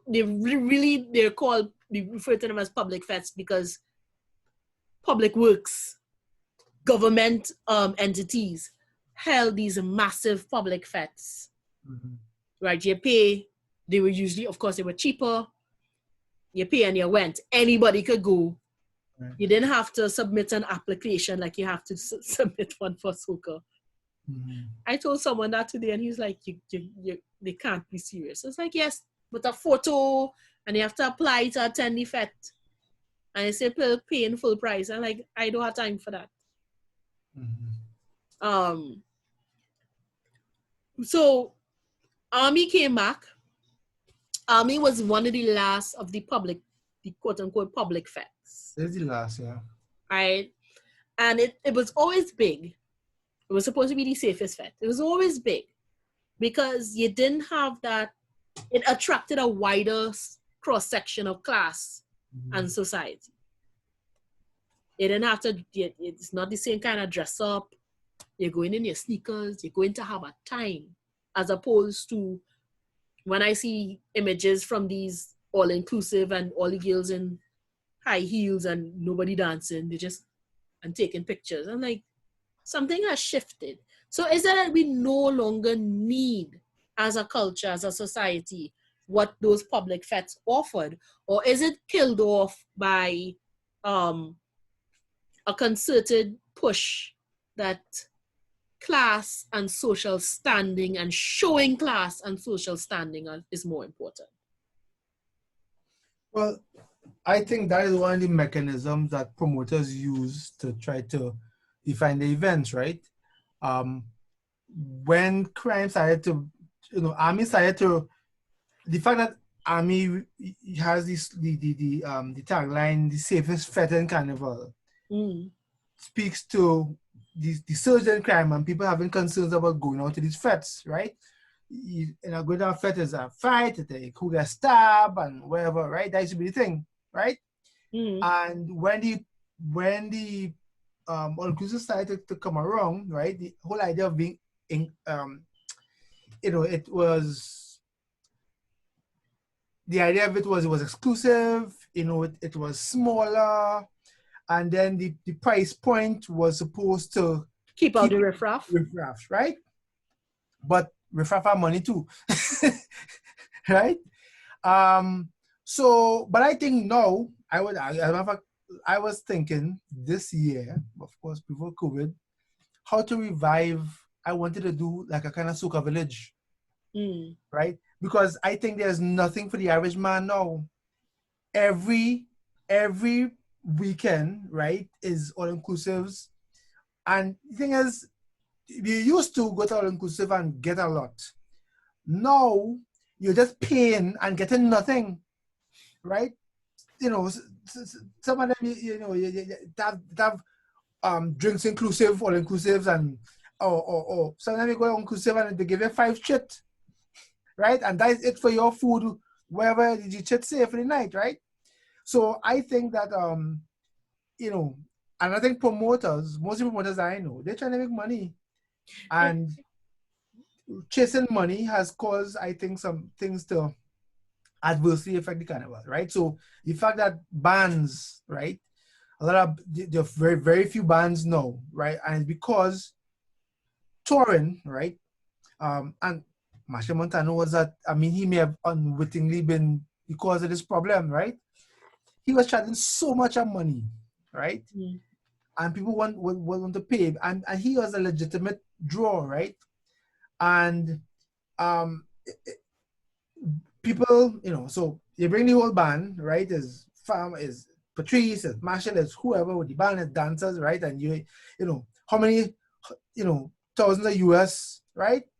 And promoters like Marshall, that I just need, and then it started to, as much as he started to fight it, even Destra as well, to try to resist the idea of not bringing the band. But then it became more and more smaller promoters who can't afford the band, and of course, if they could fill a hall in the States for a fraction of what the expense would be, what's the problem, right? And then that came back to bite them in the ass now, because now no promoter ain't bringing no band. Most of the touring that takes place after Carnival is just artists on stage, right? Even Destra and Destra, who for a long time, she thought she even stand up and lose gigs, right? But then, she couldn't stand up on that for forever. So I think that a lot of the things that happened in Carnival just came from the promoters trying to make money, and the all-inclusive, and the more inclusive it is, right? There is a fete, even for inclusive became a big thing. There's a fete called Wicked and White. Wicked and White used to be at Trinity grounds, not Trinity, sorry, St. Anthony's grounds. And so you used to have the and Wicked and White was around, I think, even before this guy had Glow. What's my name, boy from Canada? I don't know, but I remember the song. Right, Glow, right? Ian Wiltshire, right? So he had Glow, he had a few events, right? He's the one who also had the breakfast party too. That was big. What's it called, boy? That one's still around now though. Glow. I know, but he was one of the first breakfast party men, right? But Wicked and White was packed, and they never advertised anywhere. They never had advertisement on the radio or on TV. But of course, it was all Westmoreans and Valsayn and people, right? And the Trinidad White crowd and the friends, and was packed. And at first, the only bands used to play there was like Emerson Company. That was the band for years, right? Until they were forced to, because the Emerson Company kind of fell out, and people was like, I mean, how many years will you listen to Jump on the Counter for and Golo, right? That's so much more happening other than Golo and Jump on the Counter for, right? But the point is, that the more exclusive, some promoters, the more exclusive you make something, the more you can charge. So you just made the point about soca, right? And that ridiculousness. I played mass with was it Yuma, one of them bands, right? By accident, a friend of mine coming from the state, Neil, play mass with my husband and coming. No problem. Who you playing with? I say, I don't really have no affiliation. Whoever you want to play, I'll play with you. And she went with Yuma, right? But she bought the costume. My costume was under her husband's name, right? So when they pick up costume, they have to call her husband, right? In the States, right? In California, wherever they asked they were living. So they could sell somebody else have his costume. His wife in Trinidad picking up the costume, but she cannot get her husband costume, right? So they kind of control and because they're trying to control the people in the band and wherever, and it's kind of bullshit, right? Sorry again for go ahead. Right, but and so there are lots of casualties, I think, from this trying to exclusivize, if there's a word, the carnival and the fetes, right, is one of them, and I think there's nothing on a Friday evening where the average man going. Even Army Fete now, that is supposed to be a public fete, it's not accessible to everybody, right? And he used to have things like Brassarama. Brassarama was then replaced by Soca Monarch. Correct. Mm-hmm. And they did very specific things. Like the fete to me was always on the side, as a sideline of Carnival. it doesn't help fulfill the major function of carnival. Again, I see a point No, academically. I'm not saying they wouldn't be fets, because there would be spillover, because there would be an excess of that kind of energy. Why Yeah, not but have a fet? And sure. been going on for a very long time, as long as carnival has been in Trinidad. Yeah, We've had but fets. wherever the people in carnival who have the let's say the entrepreneurial whatever vibe or a gene, whatever you call it, right? When they find something that can make money, and again, because the average Trinidadian does not walk around with any real understanding of carnival, of history, of calendar, of Cambule, of slavery, of anything. We don't. We walking around. So if you grow up, especially for me, right? I had not been, Dr. Francis, to a panorama until I stopped playing in band. I hadn't been. My first Soca Fiesta was this year because it was an assignment. But I playing in band. I always in our band. We always have. I always have something else to do. My gigging was always right. And so if fetting is your thing, I know people who's fet and don't play mass, and the fetting for them was the lead into, for some people who play mass, that's taking it into to playing mass, right? And for some people, fetting was their whole carnival, right? This fet and that fet, and then they come out on Tuesday and they go walk the road and whatnot. But when they hit their last fet, wherever it was, that is it, right? And now even the way you're marketing carnival, right, is fet until you come on Monday, Tuesday on the road. Not even pan. People, people who love pan will come for pan. But when you see what they're pushing outside to the world, that's now when I say fetting is like a sideline, the expectation or the necessity is balance. I'm not saying get rid of fets, but there was a balance, and the balance is being shifted because of neo-capitalism.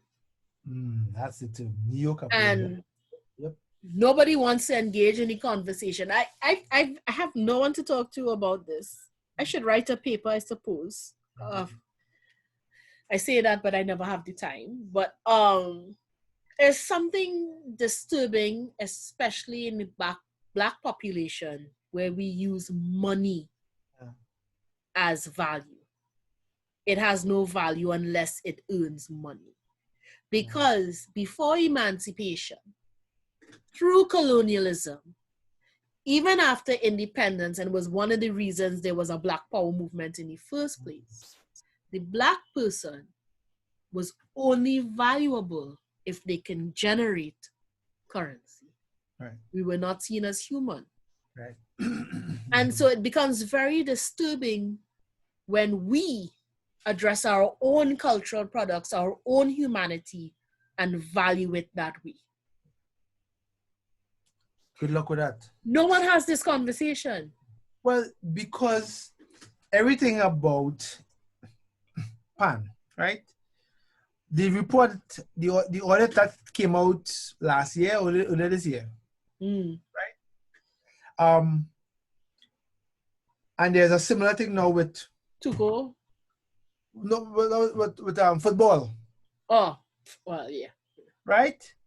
And money and the need to make money, it is what pervades our society at every level, right? Even when you try to create, every time they try to fix these jobs programs, when it was Dude, when wherever it is, they became CPAP. CPAP was supposed to be, this is it. We have to do this and do that and do that, and you know what? They find a way, right? And that the way we see money and making profit and make it that is just what the world is now, it seems, right? Well, sorry, you finished? Sorry, let me let you finish. Well, I take your point. I have had this argument with people about the responsibility. There is a responsibility, or there should be a responsibility for people who, you're throwing fets and throwing events and you're making mass, right? That it ought not to be just about scraping off the top just to make $1, right? So, I was so surprised to learn Tribe, Humor, Rogue, Lost Tribe, who again is about 6 of them under this one umbrella, right? They just keep slicing up the thing, right? And then even the masqueraders, right? And because even the people and the non-white people or the non-French Creole class, right? Black people running down these things, right? And it's all about how we are educated into that. We educated into that as we are thinking, right? And that is not only in Carnival, in clubbing. I remember trying to do events with Sabini and them. And when I first heard the term high brong, what is a high brong? Because they catering for high brong people, right? And this madness, right? And there are people today, and when I remind them about the scandal with Gollywog Night, Dan Night, and members night, right? I mean, everything mixed up now, no, Dr. Francis. In every way, we can't escape it. Whether you're talking sport, whether you're talking business, or whether you're it's everywhere, right? And in the culture, I mean, so when we make these, and forgive me the term, these academic observations, right? And it's true, Black people, if you couldn't make money, as a matter of fact, if it was a commodity, you had to work, you are cogging the wheel, you just had a turn, right? And on the other side of your turning is profit, right? And there was a generations of we call them the culture warriors, right? Who sacrificed, who invented, Panmen literally bled for the art form, right?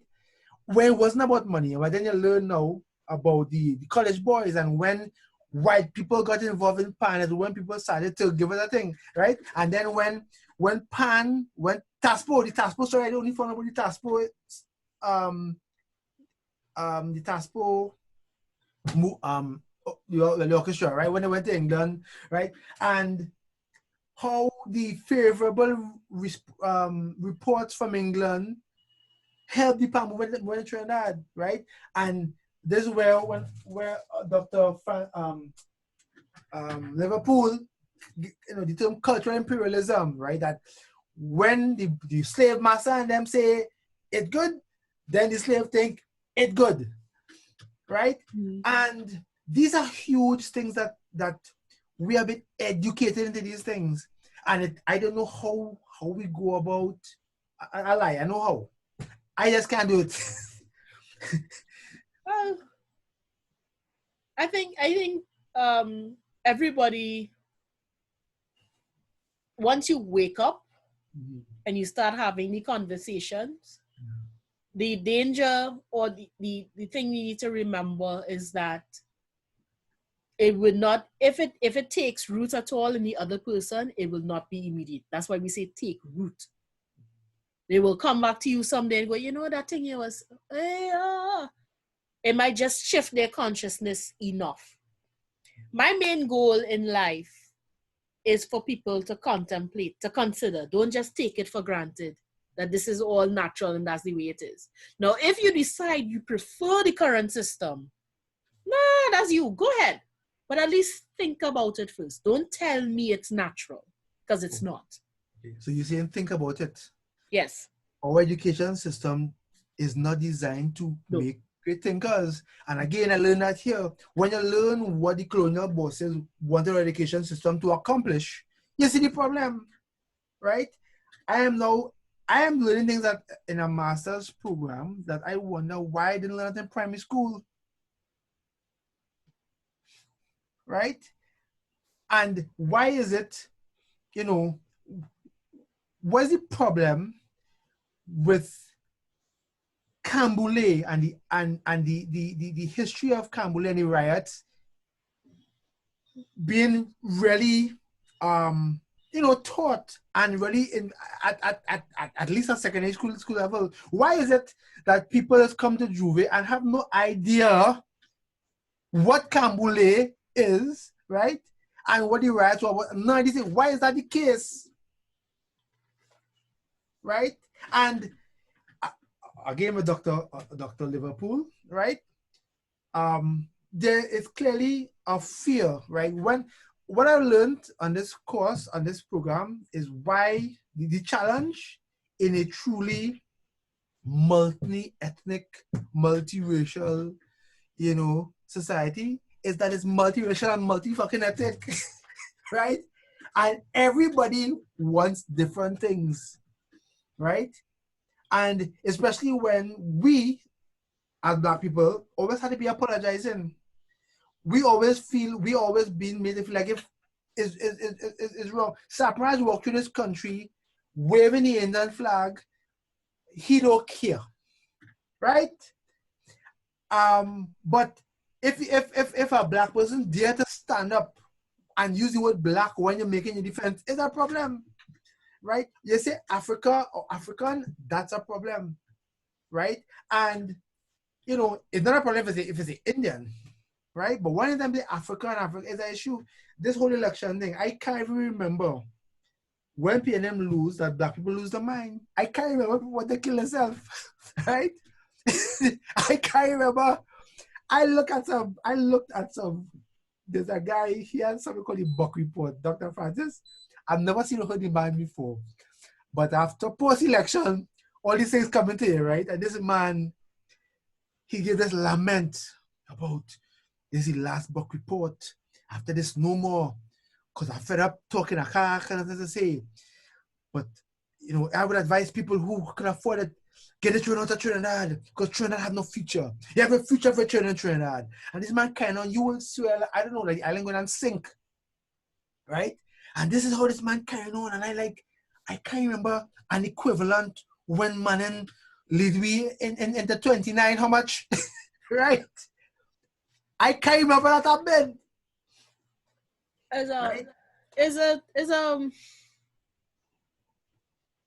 Part of the problem is that you have a very noisy 20-25% that stick to their tribal guns. Mm-hmm. You have a large population that don't even want to talk about it at all because they don't know how to talk about it.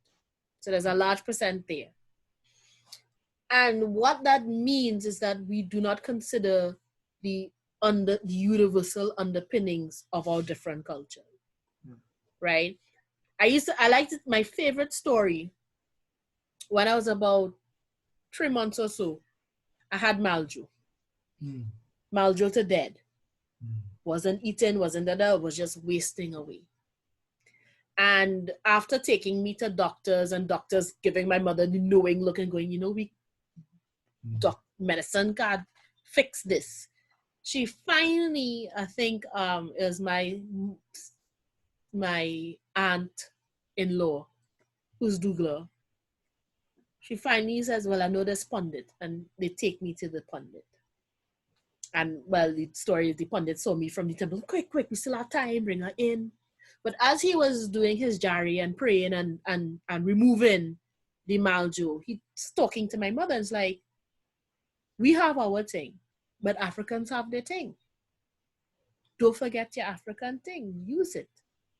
My thing, not better. And what he was really telling is that Indian spirituality, Indian culture is not better than African culture. We have our own thing and they can achieve the same thing.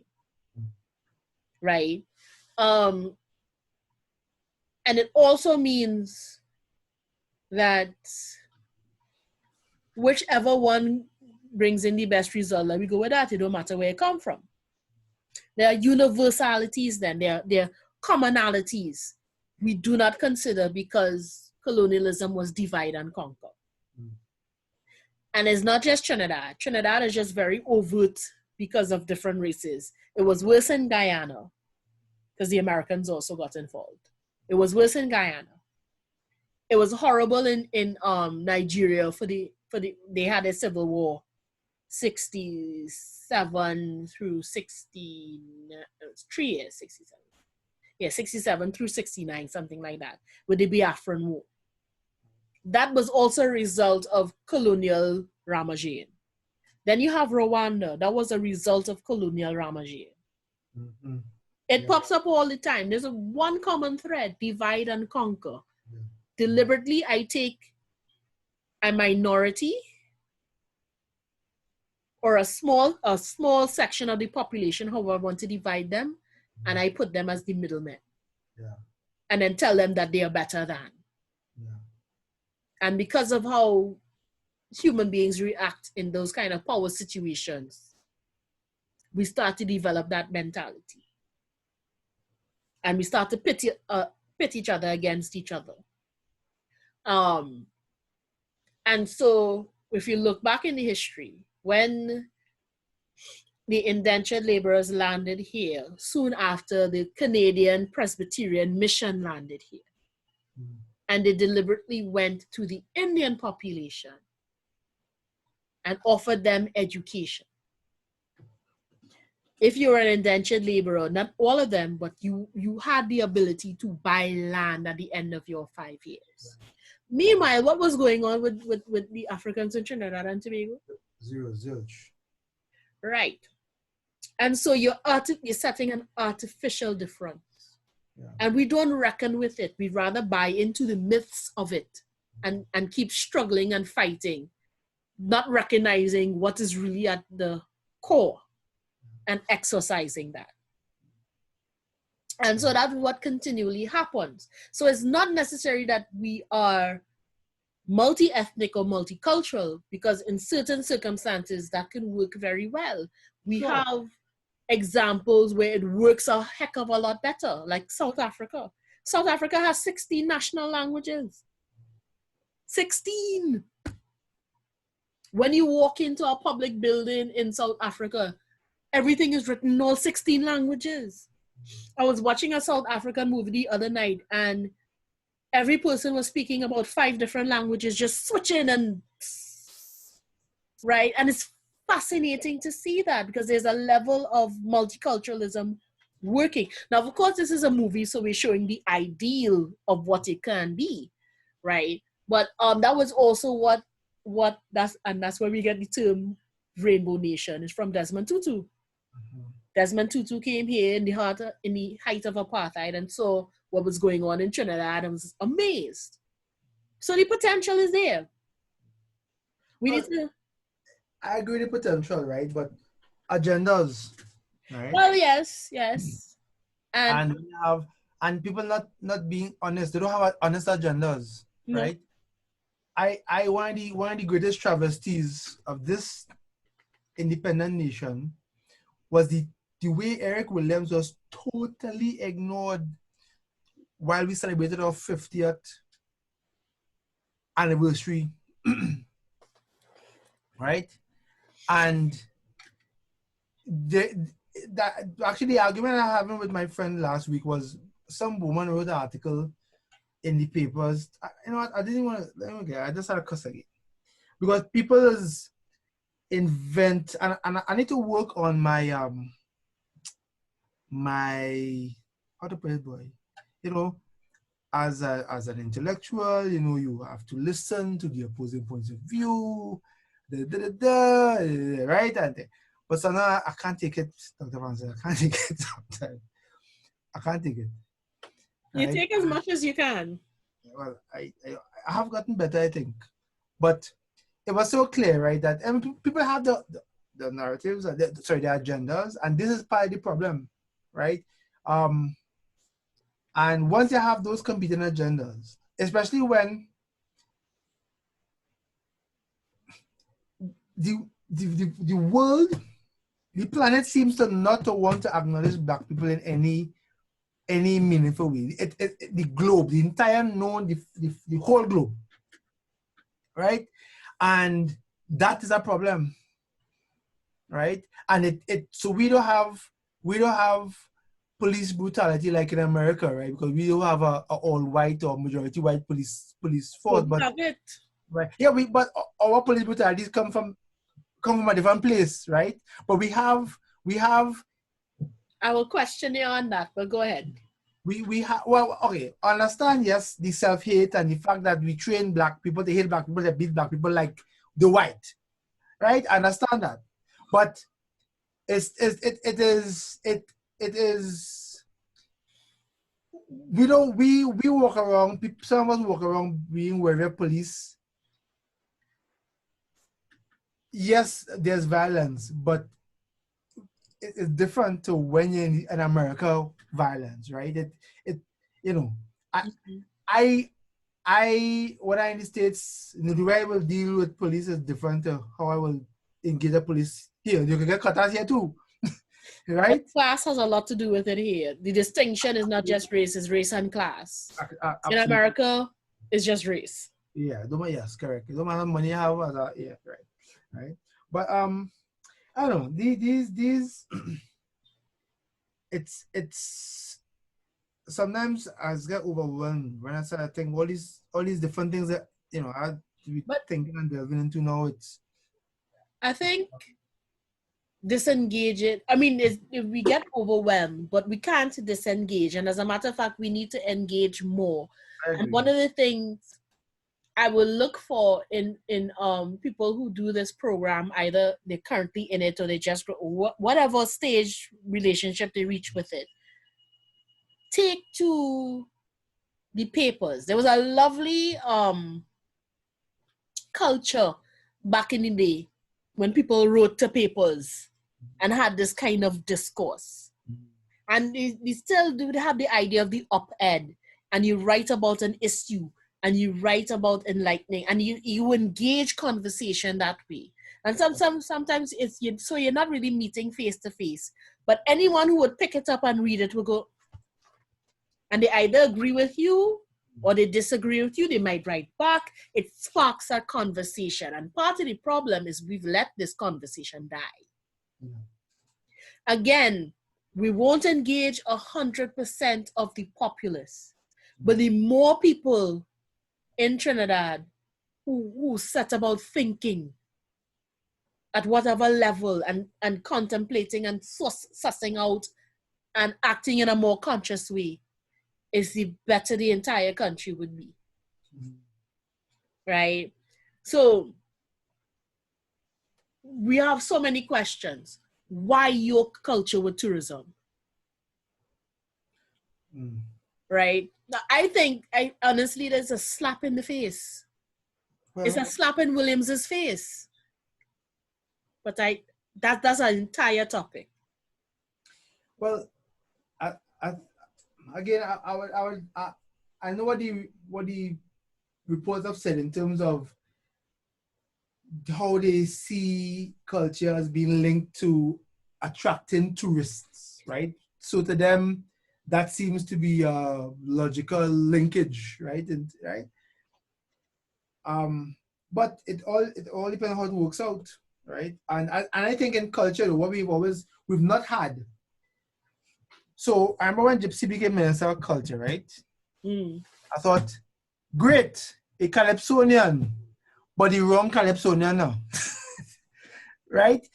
Because we need people, when I say people, like, we need to have people who actually from the fraternity, right? But who understands and who can fit into the bureaucracy, right? Because there's a language that is spoken, and there are hallways to negotiate that you cannot do it from a panyard, right? And you can't do it from a tent. But ideally, if we had, panists and all artists and calypsonians and dancers who could engage and who could, who's sitting at that table, right? And who can lay out the ideas in a way that, people who only pushing paper and hitting numbers can understand. But for too long, we've had, the Palman is an angry black man who only want more, right? And you know, the Calypsonians is the same way, right? We always look like if we always have our hands out. And so even when Junior Regello, who better than Gypsy, right? But I think that is the idea. I think we need to get people with training, people who, you know, with masters, with degrees, who from it to have a seat at that table. I think it doesn't happen without that. So, you know, I'm not too thrilled with our current, right? Culture bounces around every 5 years and gets attached to a different ministry. Right. Nobody really knows what to do with it. Correct. We do have, well, the people there don't know what to do with it. Right? It's kind of amazing, right? The more I do this program, the more I just like, it's over. This is worse. It's like, it's like, sit down and just wait for it to end. That's how I feel sometimes, right? Like this and I think we can. I think the main handicap is that even people who are engaged in culture and engaged on a deeper level, they're taking it seriously. Even they are handicapped with the thinking of, it goes back to the idea of value and value equating to money. And so you would get these conversations, right? Like I would pitch an idea. We should do, and this is my current one, I would like to do a Shakespeare remix theater company. Take Shakespeare, and we could take Shakespeare plays and we eventually could write plays of our own on par with or on a level. But how about reshaping it, reforming it, recasting it into our environment? So say we do Macbeth, but it's not a fiefdom, it's not a kingdom they're fighting for. They're fighting for Panorama Championship. Right. Or they're fighting to take over Pan Bank. Mm-hmm. So you could take the text of and the whole, that ambition and all that, and then we're going to segue it into something completely Trinidadian in our environment, in our aesthetic and essence and understanding. And who else is going to do that? Right? Or likewise, and they've done it before. They had a play that took Faust. They took Faust and they the bare minimum of Faust, selling your soul to the devil to get something. But they framed it as he was a young Calypsonian or fiddler or something. I can't remember. He was a young musician who wanted to make it big in Carnival. And so the Faust story comes out that way. So it's a lot of remixing, reimagining, redoing. And of course, what's the first question? How you making money out of that? Who paying for that?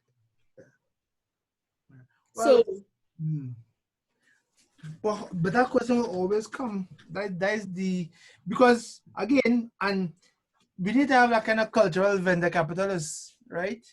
And especially where in the museums and all these things, orchestras, they don't exist because they make money. No, and that's exactly the point.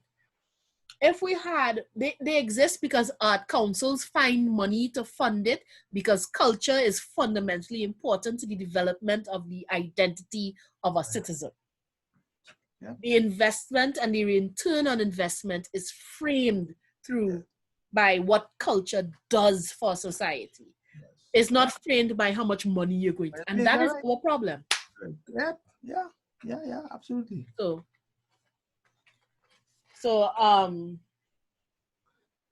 well, I should send it to you too. I don't know if you know,